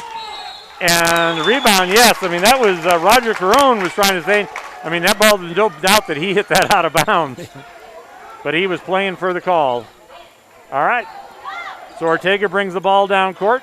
He throws it to Trocero. Trocero is being guarded. He goes over to Gomez. So Gomez gets that shot in there and gets 2 points. And at the end of one, it is 14-11 in favor of the Cardinals. Yeah, you couldn't have written a better ending to a first quarter than that right there. That's kind of that storybook ending for the first quarter for the Cardinals. They lead by 3, 14-11, and Jal's coach is not happy. He is over there letting them hear it. And I would guess the Eunice coach is just the opposite. As excited as Jal's coach is with negative energy right now because he's so irritated, Eunice is on top of the world right now. And he's walking away. No, right that's now. The assistant. Yep. That's Gary Frazier. But I think the only downside we say the first quarter is Ovi sitting on the sideline with 2 fouls already. 2 fouls, yeah, that'll definitely hurt. But he's had a heck of a quarter. Jorge Ontiveros had a heck of a quarter. I mean, some of those freshmen that came in there at the end. Hey, Ashton Thompson got that layoff. And Gomez down there with a bucket. That's 2 freshmen with 2 buckets late in the quarter. So big minutes for them. And it looks like they're going to leave those 2 out there to start this second quarter. Eunice leads 14-11. We're getting ready to start the second quarter, and it's going to be Jal's ball coming from our left to right. They're getting ready, and they're ready. So they're going to blow the whistle, and here we go to start the second quarter. All right, ball across the timeline to Galindo. Galindo goes over Lujan, back to Galindo. To Cervantes. Cervantes looked like he would take the 3. He didn't. He goes out to the other side there. To Galindo, to Lujan, to the other Lujan, to Cervantes. Cervantes going in, and hey, we got a turnover there as Carone, Xavier Carone dribbles the ball out of bounds. Yeah, so that'll give the ball back to the Cardinals. Jal's going to set up their pressure defense here. Eunice is going to have the ball the length of the length of the court. And kind of thing seeing Orge bringing the ball down court. Well, they're doing it on purpose. No, I know, but it's just not the person you expect to. And he barely gets out of him there, and then we turn the ball over on the pressure. Yeah, the idea behind that is he's got a post guarding him, and he handles the ball pretty good, so they're like, let's let him bring it up. I'm just saying it's not something you would regularly see him doing. But as you said, we're missing 2 of the other guards, so we haven't had a choice. So Lujan brings it up. His little 3-pointer is, 2-pointer. 2-pointer. So 14-13, the Cardinals still have the lead. 7 minutes remaining here in the half. All right, out to Ortega. Ortega drives in. He hands it out to Thompson. Thompson drives around, throws the ball off leg. Trocero's shot is up and good. So Trocero gets 2 points here, 16-13. 6:43 remaining in the half. Okay, Galindo goes out to Cervantes. Cervantes goes over Lujan. His 3-pointer is up and no good. And the rebound comes off to Jorge Ontiveros, and he is fouled by Jacob Lujan there. Yeah, so 6:30 remaining here in the half. Eunice leads 16-13, and they get the ball back. So we'll have a substitution here for Jal. Number 2 will go to the bench. Number 4 comes in. Eunice will have the ball on the sideline. They throw it in, get it back to Ontiveros. Ontiveros drives straight down. He goes over to Thompson or to Gomez, and Gomez is whacked by Carone. Yeah, he got hammered. He actually got double whammied there by 2 Panthers, and they're going to call it on Callejon, I believe. And Gomez, the freshman, after picking up a big bucket late in that first quarter, now goes to the line with a chance to add to his point total here. And he ricochets that one off the back of the rim. He'll get 1 more. All right, 16-13. Who would have thought? 6:24 here left in the first half. This is a hard-fought game. And Andres Lujan is coming back into the game, and Daniel Jones is sitting down. All right, so here's Gomez's second opportunity. And he misses it, and the rebound goes off to Jowl. And there's Jacob Lujan. He looks to drive down. He pulls up. He goes over number 4, which is Sandoval. Sandoval Cervantes. Back to Lujan. Back to the other Lujan, to Cervantes on the side. His three-pointer is no good, and the rebound is off to Orgeon Taveras. Who gives it to Sarah, who gives it to Ortega. Ortega brings it in. Oh, and they had a perfect bounce pass there and threw it away. So Jacob Lujan comes down, and they're going to get a charging foul on Jacob Lujan, and that's going to be his second foul in a short period of time. So that's 6 fouls now on the Panthers, and so the next foul will put the Cardinals at the line. Boy, Cicero took a great charge there and drew the foul. All right, Thompson over to Orgeon Taveras. Taveras brings the ball across the court, down the timeline. He drives around, pulls up for a three-pointer, and his three-pointer buries it. Orgeon Taveras with a huge three. The young man that I've been watching night after night up at the park shooting, it's paying off here in the first half. All right, Santavander's out to Lujan. Lujan back over the other Lujan, who goes over to Sandoval. Sandoval's three-point is no good, and the rebound is off to the Panthers. Cervantes goes in. He goes up to Jacob Lujan. Or the other Lujan goes to Sandoval. Back to Lujan at the top. And he goes to Caron. Caron tries to drive in. There's nothing there. He puts it back out to Lujan, who goes to the other Lujan, who took like 5 steps there, and he's called for traveling. And another turnover by the Panthers. Yeah, and that ball will go back over to the Cardinals here. 5:05 remaining in the half. Eunice leads by 6, 19-13, and the big man, Roger Carrion, will come onto the floor. And they've taken out Josh Cervantes, so I'm not sure that that's a great trade. They're going to pull the press off at this point. They're not liking what the Cardinals have been able to do against the press here. So now they're just going to man up. And T.J. Martinez in the game now, and the three-pointer there by Thompson is no good, and Lujan brings the ball back down court here. And he goes over the other Lujan, who drives up. His little point is no good, and the rebound is off. It's off Carrion. It's going to go over to the Cardinals here. Eunice still leads 19-13, 4:45 remaining in the half.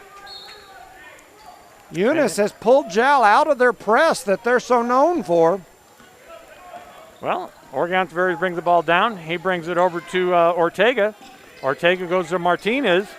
Martinez looks to drive, nothing there. And Martinez is going to be fouled.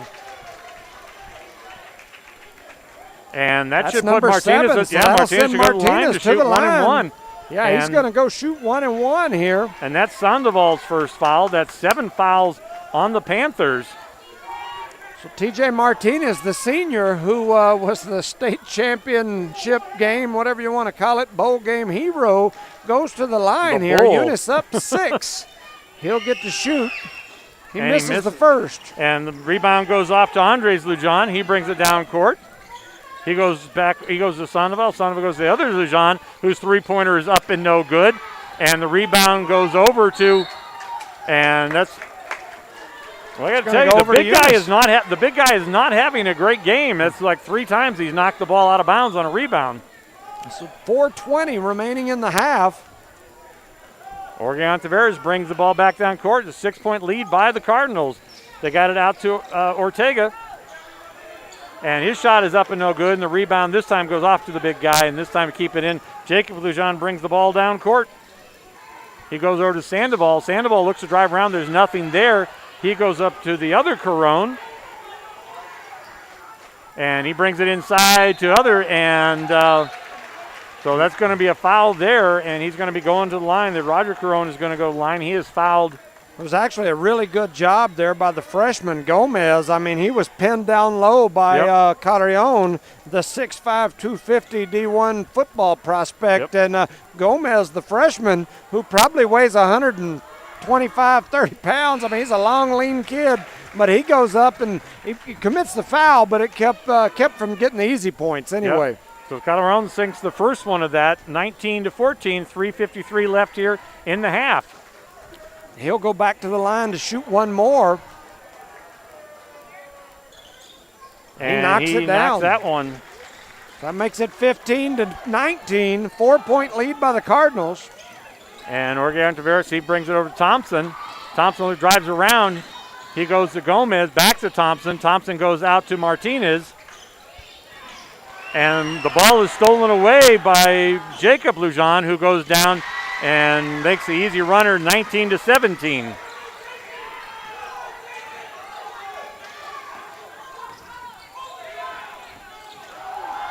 Jorge Taveras pulls up the three-pointers, no good, and he gets his own rebound.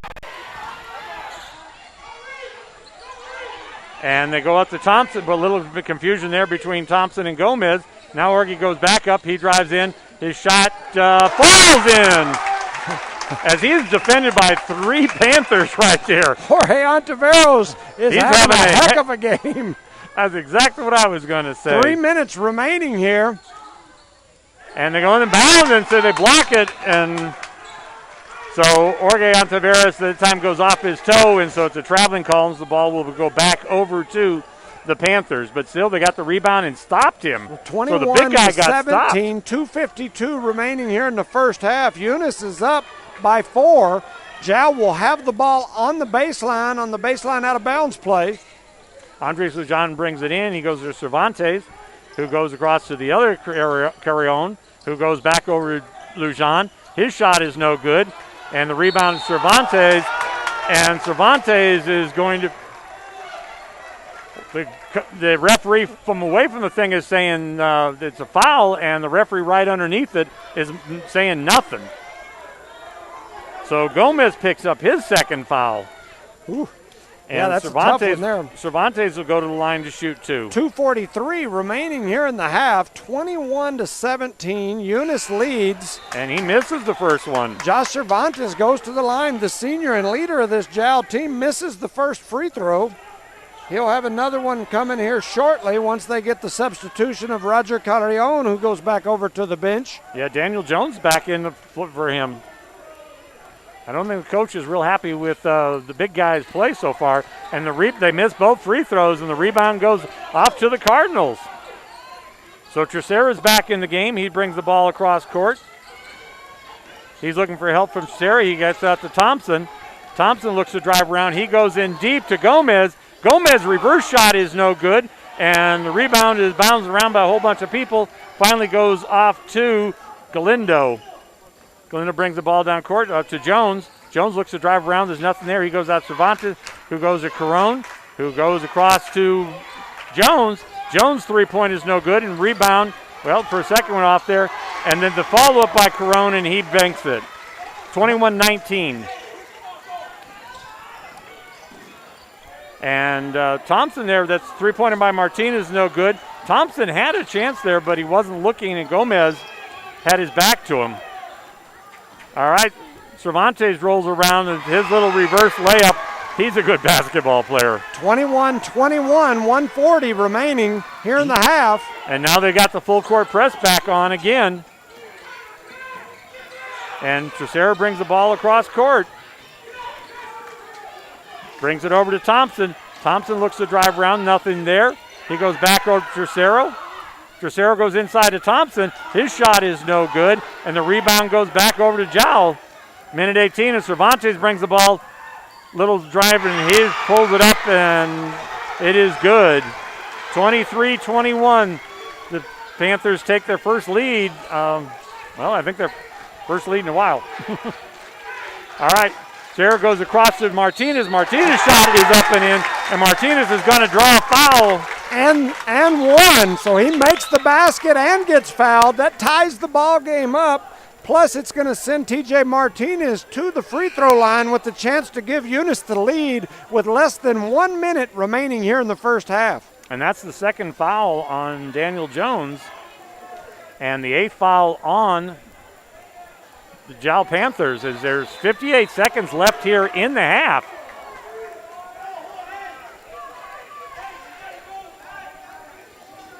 All right, TJ Martinez has a chance to give him the lead here just before halftime.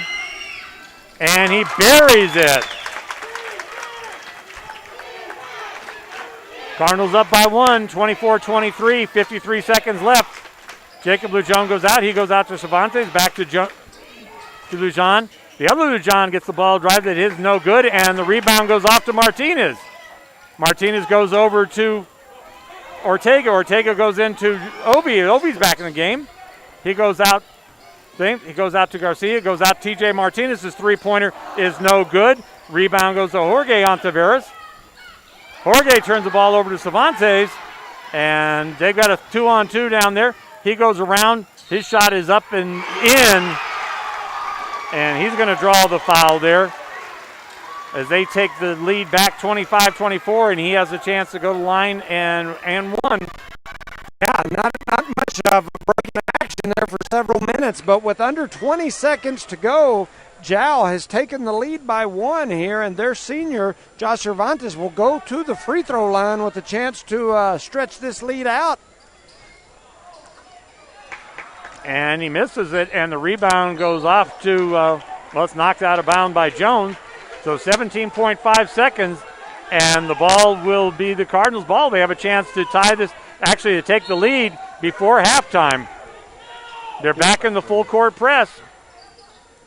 Jorge Ontiveros goes to goes up to Jorge Ontiveros. Jorge Ontiveros should have actually gone and fouled there, but goes up to Garcia. His block from behind. Thompson recovers it. His three-pointer is up and no good. And a 3-point by the thing. So as we go into halftime, it is 25-24 in favor of the Jowl Panthers. We're going to take a break here and hear from the people to make this broadcast possible. Cardinal Hardware is your complete lumber yard with reasonable prices and outstanding service. When you need hardware or lumber, think of Cardinal Hardware. When you need great accommodations that feel like home, think of Oil Patch Motel in Eunice. Cardinal Hardware and Oil Patch Motel in Eunice, another proud sponsor of all Lea County sports and academics. Eunice has a friendly small-town atmosphere, great schools and churches, and a low cost of living. The entire community is very involved with all levels of sports and academics. The Eunice Department of Motor Vehicles' new office hours are Monday through Thursday, 7:30 a.m. to 4:30 p.m., and Friday, 7:30 a.m. to 10:30 a.m. No testing on Friday. Eunice, a friendly small town with a wonderful community and amenities. The Eunice Clinic is proud to support the Eunice Cardinals. Go Cardinals! You're the pride of Eunice. The Eunice Health Clinic offers many of the same basic services that many local physicians provide. They specialize in sick care for all ages, women's exams, physicals, health education, lab tests, and diagnostic studies. They're proud supporters of athletic and academic events. The Eunice Health Clinic is proud to back the Cardinals. Go Cards! Eunice Public Schools is proud of their Eunice Cardinals, the Eunice community, and the staff of Eunice Schools. Eunice Public Schools has anchored itself as an integral part of the Eunice community and takes school safety very seriously. Eunice Schools have continually provided a quality education for the students of Eunice through good times and bad. The Eunice School District appreciates the Eunice community, and they're proud of their Eunice Cardinals. Eunice is on the move. Are you ready? Eunice Pump and Supply has been around for over 30 years and is excited to continue their services to the community. They take pride in their employees and their hard work and dedication, and most importantly, take pride in the youth of Lea County. Eunice Pump and Supply is a proud supporter of all Lea County athletics and academics. Eunice Pump and Supply, 1310 Avenue O in Eunice, another proud supporter of Lea County athletics.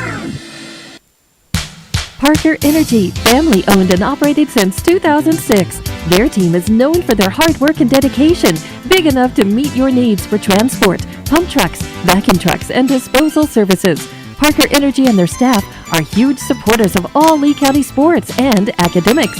They encourage their young adults to go the extra mile, whether it's sports, grades, or just being a better you. Parker Energy Support Services, 2350 Avenue O, a proud supporter of Lee County Athletics. Are you looking for a reliable and trustworthy auto shop? Check out Zia Auto Shop in Eunice. Zia Auto Shop specializes in lube and tires and accessories. They accept fleet company maintenance cards and do washing and detailing. Next time you need a dependable, proud supporters of the Eunice Cardinals and Lady Cardinals. All right, welcome back to the halftime. 0298. The Auto Shop show here. I don't know, man. That was probably one of the most exciting halves of basketball we have seen all year, at least for me. Yeah, I agree with you. I mean, the Eunice Cardinals came out, and, I mean, they're right now going toe-to-toe. It's like a heavyweight boxing match, and they're going toe-to-toe with Mike Tyson at this point. And the team that is undefeated, number 2 ranked team in both polls, but like I said, once again, before the game started, about half the coaches in the state have voted this team as the number 1 team in the state, and so they're undefeated, and they've been just murdering people, and to see these Eunice Cardinals go out here and just go toe-to-toe with them, I mean, they led probably more minutes than they trailed for sure during that first half. They now trail 24-25. We're at halftime, but Jorge Ontiveros is the name that that everybody better remember here, at least in that first half. Jorge Ontiveros was unconscious. He's knocking down 3-pointers on the step back. He's bringing the ball up, a one-man press breaker basically, and I get why they've done it. They matched up in a run and jump trap type pressure press. And so what they're doing is they're throwing the ball into somebody else, and then they're reversing it back to him. And by that point, everybody's cleared. Well, those people got to go with their men, and now it's leaving him with his man, which is another post. So he's able to bring the ball up the floor. He handles the ball well, and he's been able to make it happen.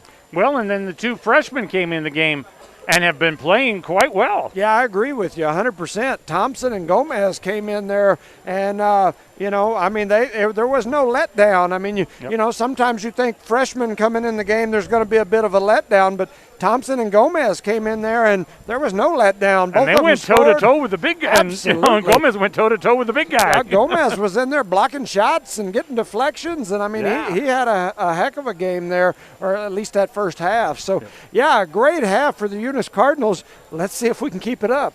Yep. So so the only thing that fouls, so both teams have 8 fouls, and for the Cardinals, Ovion Taveras has 2, Jorge Gomez has 2, Tricero has 1, Thompson has 1, Garcia has 1, and Jorge Ontiveros has 1. And they were 2 of 6 from the free throw line, 33%, and 8 fouls for the Panthers, 2 on Jacob Lujan, 1 on Ethan Sandoval, 2 on Daniel Jones, 1 on the Alexander, however you pronounce her name, Caron, 1 on him. Josh Cervantes has 1. Andres Lujan has 1. But the big difference is a lot of their fouls were shooting fouls, and so they went to the line 8 times and made 6 of them. So of their 25 points, they've got 6 of them from the line, so that's 4 points. 4 points of their lead is the advantage at the free throw line. Yeah, we'll see here at halftime. You know, when you have a game like this, a Hobbs coach, a very successful Hobbs coach once told me, if you've got a game that's less than a 10-point game at halftime, the coaching often makes the difference in the second half. Because those coaching adjustments that you make at halftime are important. Yep. When you've got a game that's 10, 12, 14, 20 points, sometimes there's not adjustments that you can make that can make that type of difference up. But it'll be interesting because both coaches are going to be put to the test here in this second half for sure. You know, and all we can hope here is this is very similar to the first time we played them a few weeks ago down in Jal, as at halftime it was a very close game. Yeah, so absolutely. So now the intensity, the Cardinals' intensity has to say up. Yeah. They have got to stay on that, keep that intensity. We're seeing great action from the 2 freshmen out there. Jorge Ontiveros, I mean, like I said, there's nothing really much that we said about that. And even before Ovi Ontiveros picked up the second foul, he had a couple of great blocks, a couple of great rebounds. Yep. That one move down there at the other end, for 2 points. I mean. Yeah, absolutely. Ovi had a good half as well till he got in foul trouble. And, the type of player that he is, what he does is he helps down low a lot of times. Those outside players are out putting pressure on the ball, and when they attack the basket, he's there to block those shots. But that sometimes gets him in foul trouble, and that's what's happened here. But, he just has 2, and so going into this second half with just 2, I mean, as long as he don't pick up one early here, I think he's in good shape. It's just going to, like I said, it's going to be a battle of the minds here to begin this third quarter, because the last thing Eunice wants to do is give up 4 or 5 turnovers that lead to easy buckets on the other end, or have Jow come up and get some momentum going. Eunice really needs to keep it just like they've got it, keep a thumb on that momentum, and if they can do that, they've got a chance to, to compete in this game and possibly even have an upset. Well, like I said, for the foul thing, the only thing we have to be concerned about is Uvi has 2, but Gomez has 2 also. Yeah. So the two position players down there deep have got 4 fouls. So that could be a risk of this. If Obi picks one up early, that Gomez could be hampered a little bit down there. Well, and this, today, like we mentioned, we've got Dean on the sideline. We've got Jules. We've got Jules out, and so 2 of our guards are gone. So you've got Jorge Ontiveros that stepped out. He's out there playing a guard. And so with the other 2 having 2 fouls, if they were to pick up 3 here, we might have to pull him back down into the post, and that might hurt us in the pressure. So, Well, Ashton Thompson is having a good half also. So we can see some more play like that out of him, because he's been able to drive around them and shown some real speed. Yeah, so here we go. They're clearing the clock, putting 8 minutes up there. We're getting ready to start the second half. Eunice will have the ball. Jow's coming out already to get out here and pressure the basketball. So here we go. Let's see what happens. All right, and we started off to Jorge Ontiveros. He's being guarded by Cervantes now, so they've switched up on who's guarding him. He goes over to Tresera. Tresera goes into Ovi, nothing there. Ovi loses the ball on the ground, so he flips it back up to Tresera. Tresera drives down. His shot is blocked. Ovi follows it up, and he is fouled. Boy, it'd be nice if that was on Cervantes. Yeah, so they'll send Ovi Ontiveros to the free throw line here. 7:43 remaining in the third quarter. Eunice trails 24-25. Ontiveros will go to the free throw line to shoot 2. They're saying it's on Galindo. I didn't think he was anywhere near that ball. All right. And he misses the front end of the 2 shots. Yeah, he misses that first one. He'll have one more here. Needs this one up for sure. And he buries that to tie the score. So it's 25-25, 7:40 remaining in the third. Jow ball. So Jacob Lujan to Galindo, back to Lujan, over Cervantes to the other Lujan, who comes back to Galindo. And the 2 Lujans they go inside, and it's over the thing. And so Jorge Ontiveros gets the rebound. A good defensive play there by Ovi. Yeah, Ovi with a nice defensive play there, saved a bucket. Yep. Oh, and Tresera throws the ball away, and we got the other Caron goes the ball down court. Jorge Ontiveros deflected that shot. And Ovi is just yeah, he got hammered there. They didn't want to let him get up and get the and one, so they took him down, and that's basketball. So I thought that was a good play. Now I don't like the fact that the official over there is going to try to say that's on the floor. Yeah, it's on the floor because he was going up and he knew he was going to get hammered. Yeah, that's not a good call there by the official. 25 up, 7 minutes remaining in the third. All right. Brings it to Ovi again, nothing. He puts around. He makes a nice move there, and this time he buries it and gets the foul. So he has a chance for the N1 this time.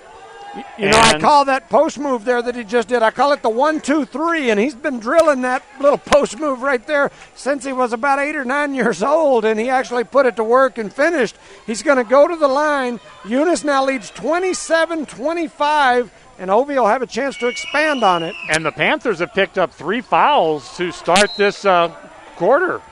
Yeah. And so now we have 2 fouls on Jones, 2 fouls on Alexander Caron, and 2 fouls on Cervantes. So he misses that one with under 7 minutes to go. Jow have the ball. Eunice up 2. All right, Cervantes pulls up. He goes over to Lejean. Lejean goes over to Galindo. So Lejean, Cervantes, and goes all the way across court to Galindo. Galindo goes for a three-pointer and makes it, and they retake the lead.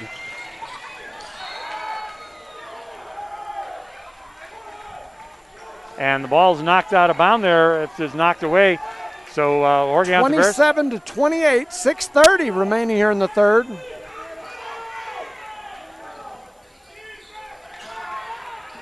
And we got a turnover there as they're trying to bring the ball down court. Because Jacob Cervantes pulls up for his two-pointer, and he buries it, 30 to 27.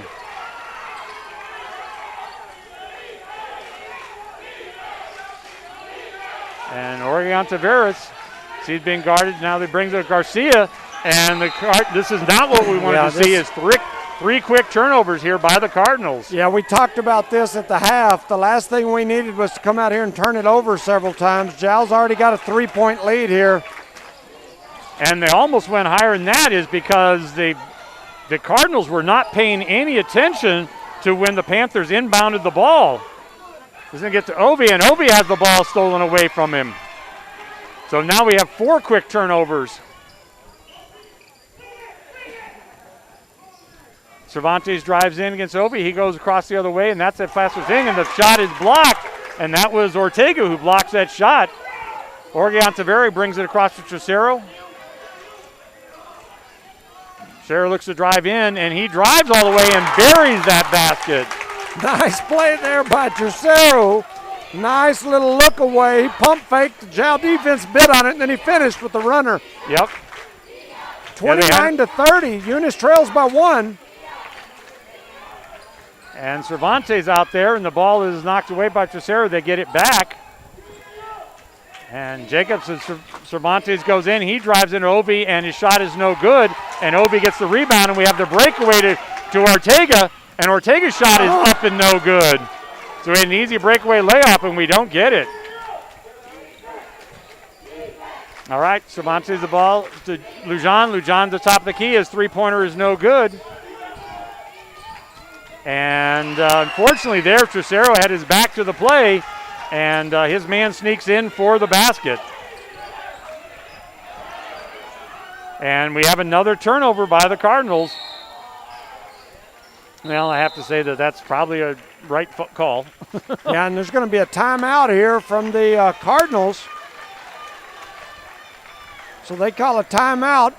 They called a foul there on Eunice, which was definitely a foul. It was a blocking foul there. Yeah, that'll send the ball back over to the Panthers on the baseline. Eunice wants to talk about it. They call a timeout with 4:30 remaining here in the third. It's still a 3-point ball game. Eunice hasn't played the kind of quarter that they played the first and second, but we're still within 3. Right, and we got 3.5 minutes already gone in this third quarter.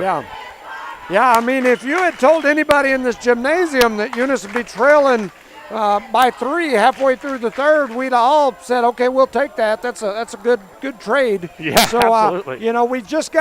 We've got to limit those turnovers. Jal has adjusted their press. They've got out of that man run and jump press. They're now in a little 1-2-2 or a little zone where they're going to come trap you. And so now we're not able to clear it and just let Jorge Ontiveros bring the ball up the floor because they're not in a man anymore. Right. And so, I mentioned it at halftime. It's those coaching adjustments. And so far, Jal's made that adjustment, and let's see what we can do to keep that press from giving us the fits that it's given us. And they're bringing the big man back in. And the Cardinals almost got sleeping there again. They had their inbounds the other one. They got caught sleeping. Fortunately, they didn't score off it. All right, so that goes over to Jones. Jones looking around. He's trying to get it into the big guy. Goes up top to Galindo. Galindo to the other brother, and the photography blocked. And that goes off Trocero. And Cervantes gets that. He goes to the top, and this time Trocero gets the ball knocked away again. And this time Cervantes gets the ball, or Carone gets it. And, all right. Bring the ball to Jorge Ontiveros. Ontiveros goes down to Obi. Obi back to Jorge. To Ortega. Ortega loses the ball, but it's picked up by Garcia. Jorge Ontiveros, his shot is up and no good, and that ball is going to be out of bounds. So 34-29 in favor of the Panthers. Now a 5-point game with 3:41 remaining here in the third. Jal's starting to expand on that lead. It's what they do. They've got some substitutions coming in here. Eunice really needs to get a bucket here after a stop. All right, so Cervantes goes out. He's going to look at the other Cervantes. Boy, they got a lot of guys with the same name on this team. So there's the other Cervantes. He goes out there. His three-pointer is no good. And the rebound is off to Obi. Obi gives it to Trucera. Trucera has it. Well, he didn't see Ortega down there deep. He goes out. He throws it to Jorge Ontiveros. He throws up for a three-pointer. Clear over the net, everything, but the ball is going to stay with the Cardinals. Jorge kind of missed everything on that one. Yeah, a little long on that one. So that'll give Eunice the ball, though, on the baseline. Obi had 2 blocks and a rebound down here against the big man down low. 3:14 remaining in the third. And they bring it inside to Obi, and the ball's knocked away from him, but it gets back to Trucera, and they get it back on the ground here, and they've got a 4-on-2 down here. And Cervantes goes down, and that time they will call him. And I hope that's not on Ovi. No, I don't think so, but they're not putting it up on the scoreboard very they're pretty quick, slow about it. Over there it shows number 3 has 2, so who's number 3? Three is Garcia, so that would Garcia. be it was on Garcia. So it's still 3 on him, or there's 2 on number 3. And Cervantes misses the front end of that one. You know, he's had a tough time from the free throw line. Yeah, he's tonight. 1 of 4 right now. Yeah, and that's not like him. He usually knocks these down. So maybe the Joe Langston jinx is on him here in the Cardinal Gymnasium tonight. Well, you know what happened if I said that. That's right. And that's what happened when I said it too. All right. Here Ontiveros are getting trapped in there and trying to get that ball down court. They get to Obi. Obi comes back to Ortega, who was Jorge Ontiveros. He goes out to Garcia, to Ortega. Ortega's looking to drive around. He goes into Obi. Obi pulls up. His little shot, his runner is no good. And now they've got the 2-on-3 down there at court. And Cervantes drives down, and he's going to get. Yeah, he got the and-1, so he's going to get 2 points, and he's going to get to go to free throw line. And that's going to be on Jorge Ontiveros that time. That extends that lead to 29-37. Carrion will go to the free throw line after the and-1 there.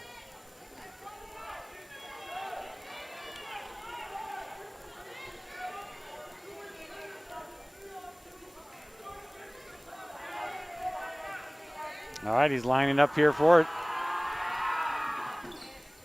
And he makes it. And this is not what we want to see. So now they've extended to a 9-point lead. And this is exactly where we've had. Yes. And that's going to be on Jones, and that should be Jones' 3rd foul. Yes, they'll call the foul there on Jal. That'll give Eunice the ball on the sideline here. Trailing 29-38. We're down 9 with 2:34 remaining in the third. All right, Jorge Ontiveros brings the ball across court. He goes over to Ortega. Ortega goes to Obi. Obi looks to drive in. He spins around. His shot is up and no good. Rebound is to Sarah. He goes out to Jorge Ontiveros, who goes across to Obi, and looks like we're going to throw that ball away.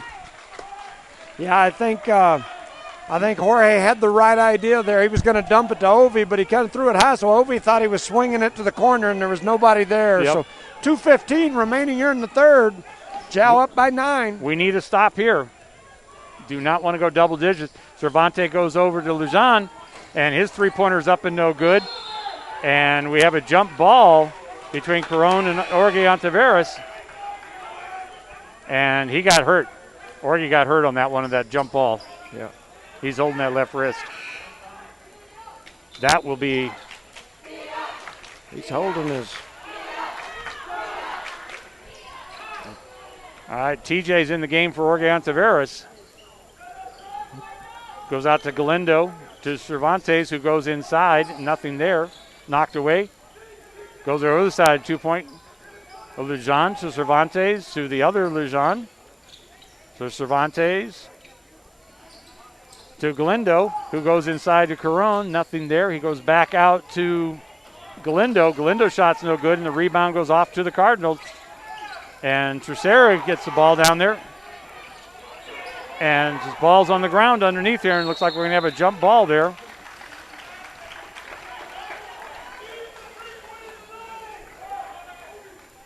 So the ball's going to stay with the Cardinals as they're trailing by 9 with 1:29 left here in the third. Yeah, the focus on the camera keeps messing up, but the reason is because the gym is packed today and it keeps focusing on people sitting in front of our broadcast. All right, and that was a takedown, but he probably had to do that because that would have been an easy breakaway for Panthers.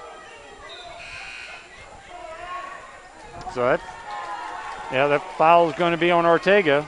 It's his second foul. 4 team fouls on both teams now. So 1:21 remaining here in the third. Chow has extended this lead to 9. Thompson's back in the game. And they dribble around, and his shot is up and no good. And Ovi gets it. He's hit 5 times, but no call on the rebound. And he goes over to Thompson. Thompson gets the ball down the court.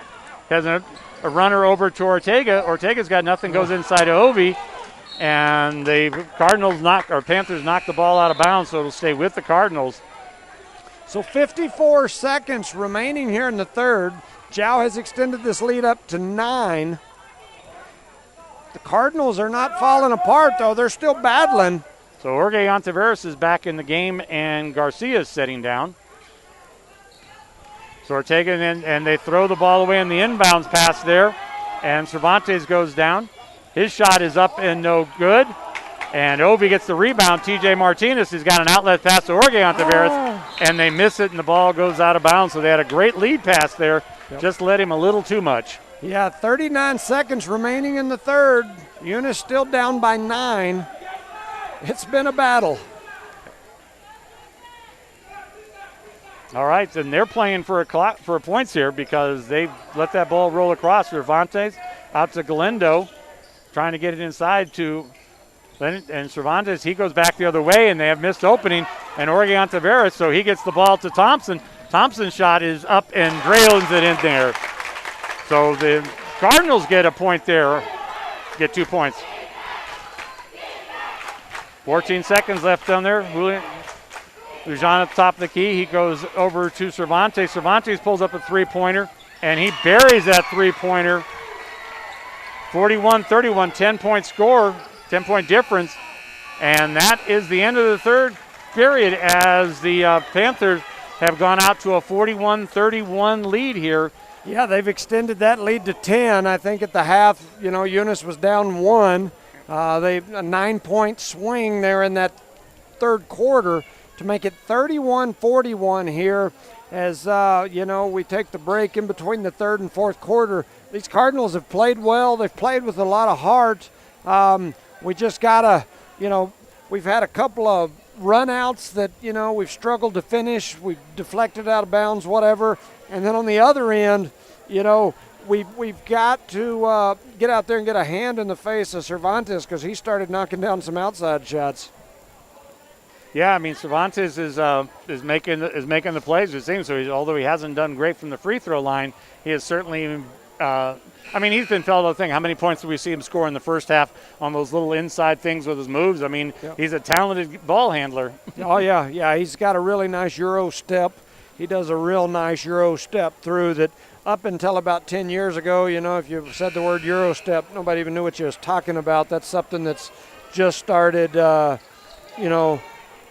popping up over the last 10 years or so. And it's, a lot of, especially your old school basketball fans are always screaming walk or travel every time they see that. But it's a good move, and he does a good job with it. All right, well, the Cardinals were outscored 15-7 in that third quarter. So they need to turn this around here. All right, so Cervantes top of the key again. He goes out to Jones, and they're trying to get Cervantes in there. He goes over. It's the other Lujan. He goes in. That ball that Cervantes drives in, and the ball is stolen, knocked away. Jorge Ontiveros, he's going to come down, and he's going to go all the way. No foul there. The ball goes back over to the Panthers. And Lujan's going to pull up all the way, goes down. His shot is no good. Rebound Cervantes. He follows it up, and the basket is good. And this is not what we wanted to see right here. And we have another steal there, another throwaway, and that's going to be a foul on Thompson as he knocks Jacob Lejean to the ground. Yeah, so 7:20 remaining here in the game. Eunice now down 12. They have fought and battled, but they keep extending the lead slowly here. And so Lejean, he pulls it up for his three-pointer. It's no good. The rebound is off to Thompson, off to Ovi, to Ortega.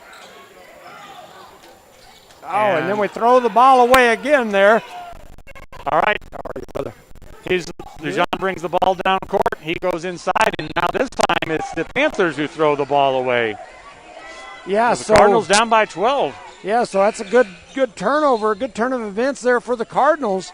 7 minutes remaining in the game. Eunice down 12. Yeah, the Cardinals can't be trading turnovers, though. No, can't. We need to turn this one into some points. All right, Ovi down there. And, we had TJ open there and didn't pick him up, though. All right. Orgeon Tavares at the top of the key. He goes over to Ortega. Ortega's looking to drive baseline. Nothing there. He goes over to TJ Martinez. Martinez pulls a running jumper, and it's good. Nice move there by Martinez. Nice finish with that one-handed floater. 6:30 remaining in the game. Eunice back within 10. All right, Cervantes over to Crone. He goes over to Galindo, back to Cervantes, back to Jones. And he goes the other way. He drives around the baseline. His shot is up and no good. And, boy, he's over the back of Ortega and no call. Yeah. I mean, that's pretty bad when you get the rebound like that. And boy, we just threw the ball away again. And we get a jump ball there, which is probably a better outcome than. All right, 45-33, 6 minutes left here in the game. So Orgeon Tavares, he brings it down. He goes over to TJ Martinez, and TJ's having a hard time holding on to the ball. And then Ovi, his shot is up and no good. The rebound is off Thompson, and they lose it out of bounds, and it's going to be a foul that time on Ortega. That's going to be his third foul. 6 fouls on the Cardinals, so one more, and it's going to be in the bonus. The last thing we want is Jal getting free passes to the line. Yeah, for sure. 5:44 here remaining in the game. Jal's lead is still 12. And Jal with the ball. All right, Galindo brings it down to Cervantes. He goes over to Jones. Back to Cervantes. They're trying to force the ball inside to the big guy against Ovi. Cervantes at the top. He goes to Carone. That goes the other. He drives down. Shot's no good. He's over the back of Ovi, and the big guy gets the bucket. 47-33, and this is exactly what we didn't want to see here. As points, there's Ovi. He goes to TJ Martinez. Martinez goes to Thompson. Thompson drives the key, loses the dribble, and we turn the ball back over again. Jones brings the ball down court. He pulls up. His little jumper is no good.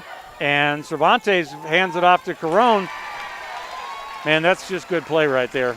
Yeah, it's now 33-49, and Jal has started to do what they do here. Yeah, the guard press, and so Thompson 3-on-2 there, and they get an easy basket. Yeah, I went from a 10-point lead just a couple of minutes ago to now we're 18. Pushing 20. Yep. And just too many turnovers. Yep.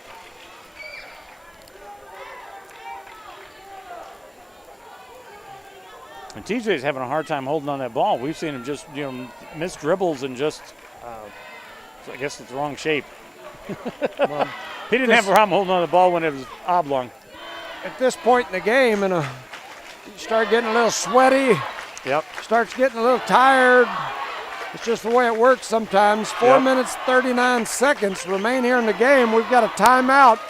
Eunice is over there drawing up the 18-point play, and Giles drawing up the defense to keep them from getting the 18-point play.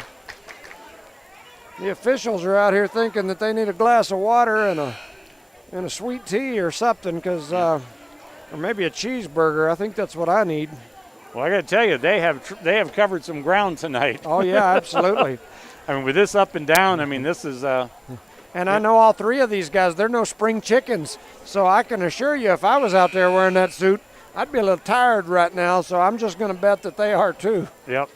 All right, so it's going to be Panther ball. And Oregon Tavares is still holding that left forearm when he got hammered there earlier on that jump. Yeah.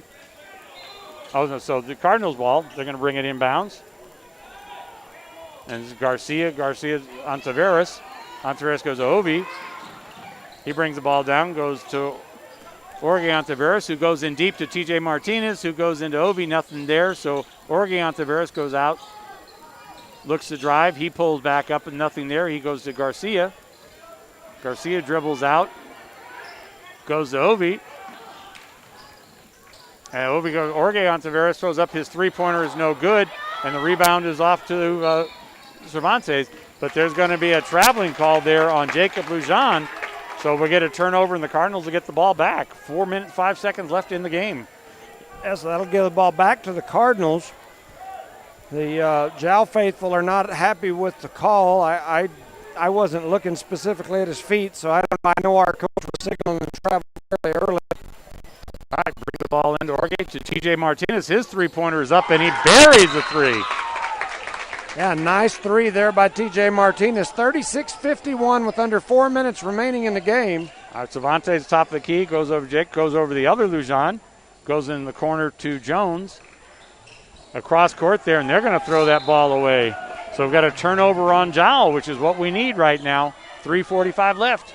They were trying to run that little back up pick for that outside shot, and pass went wide. And Tricera gets the ball in there. He gives it to Garcia. Garcia goes across to Oregon Tavares. His three-pointer is up, no good. Ovi's underneath there. He gets the ball up, and it's no good. He gets another rebound. Goes up again, and this time gets it. Boy, Ovi's 4 rebounds there by Ovi. He's in there battling. Yep. It's 38-51, 3 minutes and 20 seconds remaining. 13-point lead here. They out to Jones. To Lujan. Cervantes, and then he's wide open there. Carone inside. Yeah, the two guys both went out to catch the wing, and nobody stayed home, so miscommunication there on the backside. Oregon Tavares brings it to Martinez. Martinez is looking to go inside. He's being tied up there. He dribbles out, goes over to Ortega, and Martinez is going to get a charging call. And so Martinez is going to pick up another foul. Actually, it's going to be his first foul. So 2:47 remaining here in the game. And they got the big guy back in the game again here. Yeah, Eunice not going away easy. They're still battling.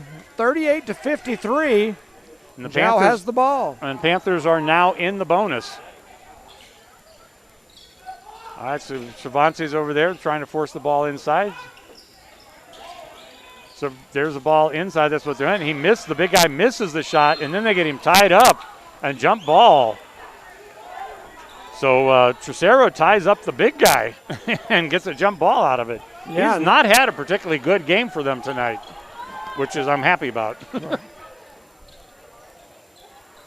So the ball stays with the Panthers, and Ovi just rejects Jacob Lujan's shot. Yeah, he threw it plumb out into the lobby. Yep. All right, now they try this again. He goes in now. He tries to go into the other Lujan. We go to Cervantes. Cervantes drives in and loses dribble. They got 3-on-2 down here. And, TJ goes over the side. He goes to Oregon Tavares looking to go inside. He dribbles along the baseline. His shot is up and no good. And Ovi follows up the rebound, and it's knocked out of bounds, and so it's going to stay with the Cardinals. 2:07 remaining here in the game. Eunice trails 38-53. It'll be Eunice's ball on the baseline under their own basket. And the ball goes into Oregon Tavares. And there's going to be a foul on somebody there.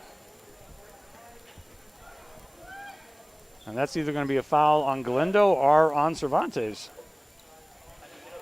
Yeah, so that'll be Eunice's ball on the baseline. Again, 2:03 still remaining here in the game. Well, I was hoping to be Cervantes. We need to have some of these other players and not these Flames players.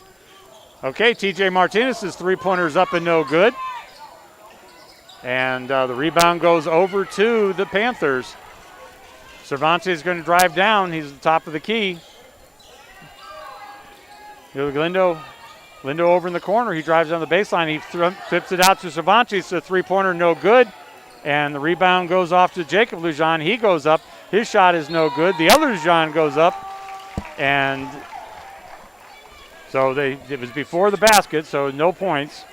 Yeah, they've called a foul on the first shot there. So that'll send Jal to the free throw line. 1:37 remaining in the game. 38-53. Eunice trails. Orgeon Taveras, the foul's on. And Andres Lujan makes the first of the free throws. 17 now. Orgeon Taveras bring the ball down. He goes across to Thompson. Thompson rims inside to Obi. Obi's shot is up and good. Nice feed there by Thompson. Yeah, it's a good pass there by the freshman. Good finish by Obi in traffic. Well, Cardinals need to pay attention as they almost got, caught sleeping again. And go there. John, his two-pointer's up and no good. Rebound is off to the big guy, and his shot is no good. And now he gets another one, and this time he gets it in as the Panthers save that ball.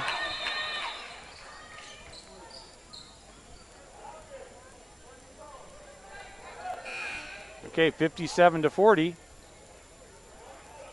And so under 1 minute remaining here in the game. Eunice trails by 17. It's been a heck of a game. The score is definitely a lot larger than what the game was. Eunice has competed here tonight. Yep. All right, Garcia's got the ball. Bring it down. He goes under Orgeon Taveras, who gets shot up, who goes back over to Garcia. All right, a timeout there as they were going to get the Cardinals were going to get caught on the wrong side of the timeline there. Yeah, so 45 seconds remaining in the game. Eunice is forced to call a timeout to avoid the turnover. It's 40-57. Eunice trails by 17 after what has just been a heck of a ball game. I mean, I've enjoyed doing this game. This was the Cardinals have got out here and battled, and this Jowl team is no joke. I mean, they are the real deal. I've been impressed with them for the last couple of years. I watched them in junior high. I mean, they've got some great young men down there. Their coaching staff is motivated and passionate about the game. I think they do a lot of things really well. But I tell you, I'm super excited about what I saw from the Eunice Cardinals tonight. Oh, yeah. I mean, this is one of the closest games that Giles had all season. Oh, yeah. Yeah, absolutely. I mean, they have been forced to battle the entire night. Yeah, yeah. And this Cardinal team is, still got a couple games left. I mean, who knows? Maybe that 2 weeks off gave us a little extra energy here, but we've sure played well tonight, I think. Yes, absolutely. I mean, again, with the one thing we worry about, so they started at the second half and had those quick turnovers, and so a 1 point game got turned into a 7 point game in, a flash, and they've never been able to recover from that. Yep. I mean, Jowl is too good to give up any kind of lead to them. Yep. All right, Orgeon Taveras is going to inbound the ball. He gets it to Garcia. Garcia goes to Thompson, and Thompson has the ball knocked out of bounds. And so it's going to stay with the Cardinals. 41.6 seconds left. They trail by 17. What's that 17-point play? Yeah, we need it. And Thompson gets the ball knocked away. He goes down to Obi. Obi goes back over to Orgeon Taveras, and we throw the ball away. And Cervantes has a little easy layup that he misses. So Orgeon Taveras gets it, ball. He brings it over to Garcia. Garcia goes into Obi. Obi's shot is blocked. And then Cervantes throws the ball away. 13 seconds left in the game. And 40-57. Looks like 17-point victory here for the Panthers. They go Thompson. Thompson looks to drive in. He goes to Ovi. Ovi's shot is no good. He goes out there. And Ovi's going to be called for traveling. Or a foul. Yeah, called him for the travel. So Eunice trails by 17, 3 seconds remaining. All right, and that is the game, 57-40. I mean,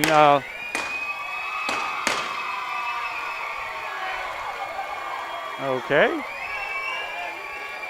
I'm not sure that the Cardinal folks are going to be real happy about the confetti charge. Yeah, I doubt it seriously. I can tell you the athletic directors out there eyeballing folks, she sure didn't like it. Yep. You did good. I'm proud of you. All right, so here we have the end of the game. It's 57-40 in favor of Jowl, as Jowl remains undefeated in play tonight. And they will tomorrow night we'll be here hosting Tatum, and then Thursday night we'll be back here in Lovington. Both two nights are both just boy games, and then Friday night we are back in Loving for the girls game, and then Saturday morning to Hagerman to finish off the season. Closing thoughts on tonight's game, Coach? You know, I thought overall, I mean, although we trailed and lost at the end when the buzzer went off, I thought we played well. So I was happy with the Cardinals tonight. This Jowl team's the real deal, and they're going to make some waves in the state tournament. Yeah, I think that you're exactly right. And I said it was just we came out a little cold there the second half, had some turnovers, and they turned that 1-point lead into a 7-point to a 9-point. And this kind of team, you just can't do that. Yep. So this is Steve Mueller with Judge Jimmy Jones. We thank you for tuning in tonight. Tune back with us tomorrow night. We got a 5 o'clock boys game here as they take on Tatum. Everybody have a good evening and be safe. I think the judge and I are going to go both get something to eat. Absolutely. All right. Good night.